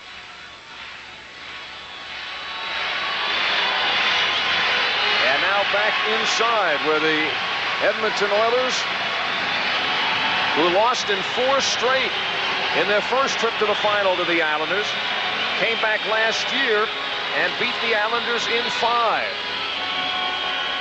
And now it's game 3, all knotted up at 1 game apiece against the Philadelphia Flyers. Flyers game very reminiscent of the close checking, smothering type game of the Islanders, but the Islanders with a more potent offense, and now the Flyers really having their problems in the goals category. They have scored only 2 goals against the Oilers in the last 2 games. Lowe plays it around. Patterson races for it, can't keep it in. 12 minutes left in the third period. They'll go again. Game number 4, Tuesday night, right here. Mark Napier blasts a couple of teeth, makes his first appearance on the ice since losing those teeth in the first period, when he took a vicious check from Ed Hospodar. And Napier comes out wearing a mask to protect his mouth. Napier, number 18 for the Oilers, wearing that protective shield now. Here is Napier. Backs it to Lowe. The shots are almost even in this game. Edmonton, with 20 shots in the first period, added 4 in the second, just 1 here in the third. They have outshot the Flyers 25-3 as we have a face-off. Well, the Flyers' big problem was the fact that the Edmonton Oilers just came out of the opening gate on fire, and as a result, that first period of play, when the Flyers found themselves down 3-1, well, it's very difficult to play catch-up hockey against this Edmonton Oilers team. And people find that very difficult to believe, the fact that you think of Edmonton Oilers and Glenn Sather's team being so offensive-minded. But game number 2 in Philadelphia, the Oilers really showed their wares. They showed that they can play tight defensive, close-checking hockey as well. And right now, coming into this third period with a 4-1 lead, they're thinking very much of controlling some defensively, and that mouthpiece that Mark Napier has right now is a little unusual. That's protecting a couple of missing teeth. Thank you to Ed Hospodar in period number 1. Oilers can't get it started here, and now Tocchet starts out for Philadelphia. Tocchet off the screen. Rebound, Howe scores! 4-2. With plenty of time remaining. 10:52 remaining in the third as Mark Howe drills it home. Well, the Philadelphia Flyers were not about to give up, and they got a little bit of breathing room here. From the slot, Mark Howe gets a chance to blast that puck. You could see Coffey and Huddy were really all over to the one side of the ice. Very close together, and of course, who was left? There were 3 Flyers players that were all surrounding Grant Fuhr, and it was Mark Howe that had the opportunity. Howe scores his 3rd playoff goal, and now the Philadelphia Flyers with a little sparkle in their eye. Let's watch again and watch how Coffey and Huddy defend here. They were way over to Fuhr's left, and that just opened up a lot of room. You can see number 26, Brian Propp there. Howe was the man that moved into the screen. Mark Howe Well, we mentioned in game number 2, doesn't get a lot of attention. That is because of his style of play. He is a constant contributor out on the ice. Great wrist shot, great mobility. He can really skate and has received an awful lot of ice time. And he is truly the stalwart back in defense there for the Philadelphia Flyers in a game like this against Edmonton. He's the guy that can keep up to this pace. He's the man the Oilers fear. They really focus on Howe and really trying to use the body on him. Here's Tikkanen getting the body of Joe Patterson. Almost takes it in his face. 9:08, the time of the score by Howe. Pocket and Prop on the assist. Here's Howe again. 3-on-2. Leaves it for Patterson, and that shot goes wide. So the Flyers now putting some pressure on. Imagine if they've clicked on the power play tonight. They're 0 for 9. Gretzky streaking in. The Oilers perhaps looking to open up the offense. They have 5 shots since the first period. And we are halfway through the third. And now a penalty coming up. And when we return, we'll report that penalty with the score. The Oilers 4 and the Flyers 2. Well, there's the view from our truck. The monitors showing all kinds of angles, and it right now takes us into the penalty box as Rich Sutter of the Philadelphia Flyers sits in the Flyer penalty box, and Charlie Huddy of the Edmonton Oilers, and this is how they got there. Well, let's take a look at it. Just a little bit of slashing going on. Rich Sutter gets it for cross-checking. Charlie Huddy gets it for slashing, all at the 10:03 mark. Cecil, 25, faces off for Philadelphia, takes it in. He fires, save made by Fuhr, who comes way out to block that puck. 4-2, the Oilers lead. The Flyers striking last, and now it's Messier winding it up. Drops it, but Cecil for Philadelphia is there. Crossman clears it on the left side to Marsh. This is Cecil, crisscrossing with Sinisalo. Marsh has a clear lane, walks in, and Fuhr stops him, and there goes the net. Brad Marsh just looking up and seeing only Grant Fuhr in front of him. Well, Marsh was just determined to go for that net. He wasn't too concerned who was in his way, whether the net was or not. And let's watch a little bit of Brad Marsh out here. I think Kevin Lowe describes Marsh as well as it can be put. He's like a pillar out there, he said, but he's like a pillar with arms. Watch Marsh, he's just doing some dipsy-doodle work that Brad Marsh doesn't do too often, and then ends up going head first right into Grant Fuhr. But Marsh, he's been criticized because of his slow-footedness, but he has probably got one of the biggest hearts on this Philadelphia team. Here's Howe teeing it up, and he rifles that one high. It's run down by Derek Smith. He's pinned into the board. Smith trying to work it free. There is Poulin right in the middle of it, and Fogelin out on the other side can't clear it out. Poulin looking in front, cleared by Gretzky. Now Gretzky chasing after it with Dvorak, and Dvorak had the angle as Gretzky now spins and comes off the ice. 9 minutes left in the third period. The Flyers 2 goals behind the Oilers. Gretzky opened the scoring at 1:10 of the game, then scored another one 15 seconds later. Dvorak with Anderson running it. Howe takes it away, and it is gloved by Froese. Anderson diving right after it into the glove of Froese, and Froese takes offense. Well, the one thing is, though, that Ron Sutter for the Flyers had a little bit to do with Glenn Anderson going head first into Froese. Froese took exception of Anderson being there, but I think Ron Sutter was a little bit guilty of sticking right on Glenn Anderson. Watch Anderson. He takes a swipe at it from a bad angle and then gets pushed by Ron Sutter right in on top of Bobby Froese. And Froese here, he retaliates by just taking a whack, not a vicious one, with his blocker right at Glenn Anderson. And Brian Lewis will be tossing Ron Sutter out on a penalty. Let's go now to Mike Liut. Philadelphia Flyers not having a lot of success offensively, having trouble with the ice in Edmonton, a little quicker than what they're used to, but they're still in the game. That's credit to the Flyers. That's showing you exactly what this young team is made out of. 10 minutes to go, lots of time left in this hockey game for them to Will be facing a power play situation.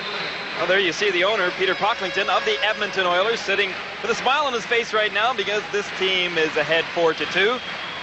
Ron Sutter, however, has a penalty for cross-checking. 11:23 is the time. And so that cross-checking penalty was the one that we had pointed out. Brian Lewis did call it on Glenn Anderson, and as a result now, the Flyers not in a good position. It is a 4-on-3 for the Edmonton Oilers. That's their best advantage on a power play. A lot of this fast track of ice here at the Northlands Coliseum. Crossman with plenty of the ice in front of him now, just ragging the puck. And it is shot deep into the Edmonton end as Fuhr stops it. And now the Oilers getting started. Coffey, watch him with all that room. Not a penalty there as Anderson is dragged down. Here's Coffey looking for Gretzky. It's now a 5-on-4. Low as the dual penalties are over.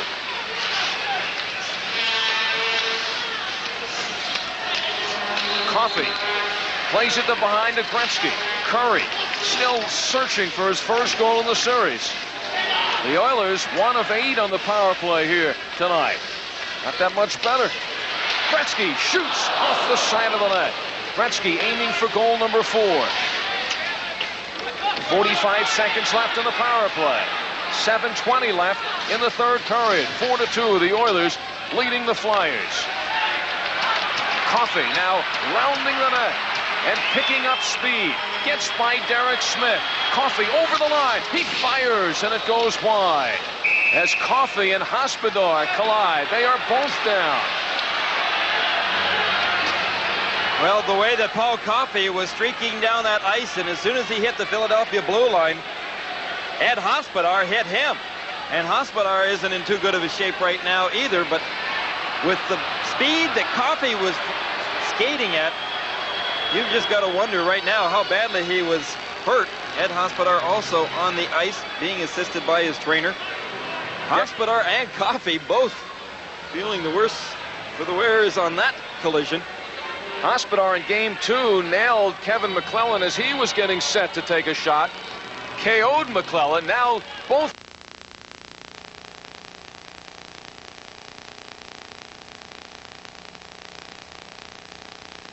front, and it's deflected in the corner. Poulin. And Krushelnyski for the Oilers. We haven't seen much of Tim Kerr here in the last 2 periods. He may have injured his knee once again. Remember, he took a spill in that first period of play. I believe he's played on 1 power play in the last couple of periods. Certainly be another blow to the Flyers. Flyers now have outshot the Oilers for the game, 27-25. And the Oilers had 20 of their shots in the first period. Lindstrom backhands it in. We have 6 minutes left in this third period. Hunter crunches his man on the boards. And it is whistled down, and now they are packing him in the corner. Well, of course, it's very important for the Edmonton Oilers to have the momentum and keep the aggressive attack going right now. Speaking of attacks, I think Dave Hunter is pretty upset at one of the Flyer players, and he wants a piece of him. Ron Finn having a tough time trying to control him. And look who the peacemaker is, Kevin McClellan. Live Stanley Cup playoff coverage, coast to coast, only on USA Sports, and we'll be right back. There are 5 different networks broadcasting here tonight. We've had our share of glitches, and I think after looking at all these cables, we may have found the problem. They seem to have a home, all these cables, but not all of them do. I guess that's why they call it cable television. Back to you, Al. And at the same time, it's the Oilers who are trying to pull the plug on the Philadelphia Flyers. They lead it 4-2 with 5:55 left in this third period. Well, maybe it's Al Strutwig that's caused us some technical difficulties tonight. He may be the culprit. Are you saying that he has a wire loose? Well, we won't even get into that. Well, right here, Hospodar, as you can see, he is all right and back out on the ice after having been in that collision with Paul Coffey. Hospodar certainly racking up his hits in this series. All right, the face-off now to the right of Bob Froese. As penalties continue, misconduct variety, and we'll pick it up when we get a chance as Tocchet clears it out to Craven. Craven now with speed, and the wrist shot is fired high. Craven chases it down, looking for Propp in front. He scores! Brian Propp squeezing it through Grand Fuhr, and this is a one-goal hockey game with 5:34 still remaining. The Flyers bounce back to within one. Well, sooner or later, you keep working hard, you're going to get a break. Right here, the Philadelphia Flyers finally get a break. Brian Propp, he turns, he's on his backhand, and he goes to his backhand from a terrible angle, but yet Grand Fuhr somehow allows that puck to go in. Fuhr was hugging the post, so it wasn't a question of not having the angle cut down, but let's see where it goes. Almost in underneath of his arm, it appeared. Very difficult to tell because it went in so quickly, but a good break for the Philadelphia Flyers, a bad one for the Oilers. And it's the Oilers 4 and the Flyers 3. Mark Howe shoots it in. Since the first period, the Flyers have outshot the Oilers 16-5. Propp gets his 7th of the playoffs from Craven and Tocchet at 14-26. Those misconduct penalties, by the way, to Hunter and Patterson. All right, let's see if we could tell exactly where that puck went off of Grand Fuhr, who seemed to be hugging the post. Well, you can see there isn't much room. Off the top of the pad. Boy, it's really difficult to tell there, isn't it? That puck up against the dark blocker of Grand Fuhr. Gary Green, since the first period, how would you describe this hockey game? We mentioned earlier about the Philadelphia Flyers, the fact that they weren't about to change their game plan. They came out roaring in the second period, taking the body and working hard. And the old coach's phrase, just chip away. When you're down by a few goals, don't try to get them all in one shift. Just continue to play some good, disciplined, hard-fought hockey, and eventually you might get a break if that's what it takes. If you can't eventually put the puck in on your own accord, well, the Philadelphia Flyers have done exactly that, and they've got right back into this hockey game. Here's Tikkanen floating it in the corner, chasing after Marsh. Froese, who hasn't been scored upon in this game. All 4 goals coming against Pelle Lindbergh, who knew what he was doing when he took himself out after that 4th goal. Fuhr dangerously putting it in front of the open net. 4 minutes, 45 seconds left. The Flyers have any miracles here. Curry, been trying all night, but can't get the shot on goal. Tikkanen threads it through to Gretzky. You know, the 5 shots by Edmonton, Gary, I believe most of them also came when they were short-handed and had some great opportunities. Napier rolls it in front, and it's Hospodar looking for the pass to Craven. Jackson chasing it with 2 Flyers on him. Craven bodies Jackson, and Messier now comes out for Edmonton. 4 minutes, 10 seconds left. Messier ridden off by Propp. And we still no signs of Tim Kerr. We will return for the final chapter in this 3rd period. 4 minutes to go. Oilers by 1. To go in the 3rd period. Let's go to Al Troutwig. Well, Al, I'm standing by for our mobile player of the game interview, and it being a 1-goal game, that really hangs in the balance. But no question who the outstanding players have been. Paul Coffey, Mark Messier, Wayne Gretzky, Doug Crossman, and Mark Howe for Philadelphia. So a lot to be decided yet, but I will be here at the end of the game. Bob Froese coming in for Philadelphia at the end of that 1st period when the Flyers were 2 men down, and he stopped the Edmonton Oilers. And then at 6.5 minutes in that 2nd period, relieved Lindbergh, who was beaten for the 4th time. So Froese has faced 9 shots. The Oilers haven't been able to beat him. Propp keeps it in at the blue line with 3.5 minutes to go. Flyers trying to come back. Here's Hospodar, and that drive is stuffed by Napier. Vengeance for Napier, who lost 2 teeth. Here's Napier right in front. And Hospodar, whose stick took the teeth out of the mouth with Napier. 3 minutes and 15 seconds left. The Oilers now clinging to a 1-goal lead. You see the strength of Anderson. Gretzky on the screen. Froze never saw that shot. And Crossman out onto the stick of Lindsey Carson. Carson with Tocchet for the Oilers coming back. And here's a steal by Coffey. 3-on-1 for the Oilers, looking to steal it. Gretzky to Curry. He shoots. Save made by Froze. A brilliant save. Coffey trying to dig it loose. Here's Tikkanen. He shoots it wide. And diving out for it is Froze. And the Flyers stay right in the hunt. What a mad scramble in front of Bobby Froze. Froze eventually is the man to be able to stop all of the play. The Oilers with just one chance after another for Jari Kurri. He just cannot seem to put that puck in the net. 3-on-1 opportunity here for the Oilers. Jari Kurri ends up with possession of the puck, but he really gets himself into trouble because he took the puck, it was behind him, and then by the time that he got turned around, that gave Froze the opportunity to come way out, cut the angle down, and make the save. But look at the scramble. After that, how many players are down in front? There has to be a half a dozen of them. Bobby Froze finally gets his glove on that puck and brings a little relief to the Flyers. Froze, who underwent arthroscopic surgery, also had a groin injury. Played only 17 games in the regular season, but had a brilliant 2.41 goal average. Mike Keenan, the coach of the Flyers, in his rookie season, on his way to Coaching of the Year honors, has 2 minutes, 39 seconds to go, looking for the equalizer. Messier facing off against Ron Sutter. Kevin Lowe, and he puts it behind the net. Marsh works it around to Ron Sutter, and the Flyers coming out.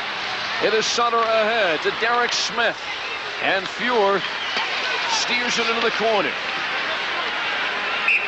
And we get a whistle. Talking about the problems of Kurri, he's been credited with 1 shot on net coming into this third period. He's probably taken about 10 shots, but only 1 has gotten on net. Things have not gone well tonight for Jari Kurri. He has got to, sooner or later, put that puck in the net. Glenn Sather needs him doing exactly that, and of course it kind of messes up the offensive plays that Wayne Gretzky is involved in as well, because so often Gretzky doesn't take the opportunity to shoot because he prefers at times to pass it to Jari Kurri. Well, he's expecting Jari Kurri to put that puck away, as he did so often during the regular season. It was 4-1 Edmonton, but Howe and Propp scored for the Flyers here in this third period. It comes out to Howe, and it is stuffed by Messier, or rather by Anderson. Howe back to Crossman, blocked, and Philadelphia has to come back out. That was Krushelnyski diving in front of the puck. And now it's the Oilers holding on with 2 minutes to go. Craven, Crossman can't get it through. Here is Gretzky with Crossman.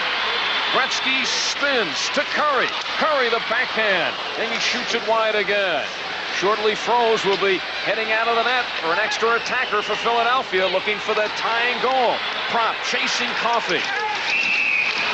And we have the whistle. An icing call. And we'll come all the way down.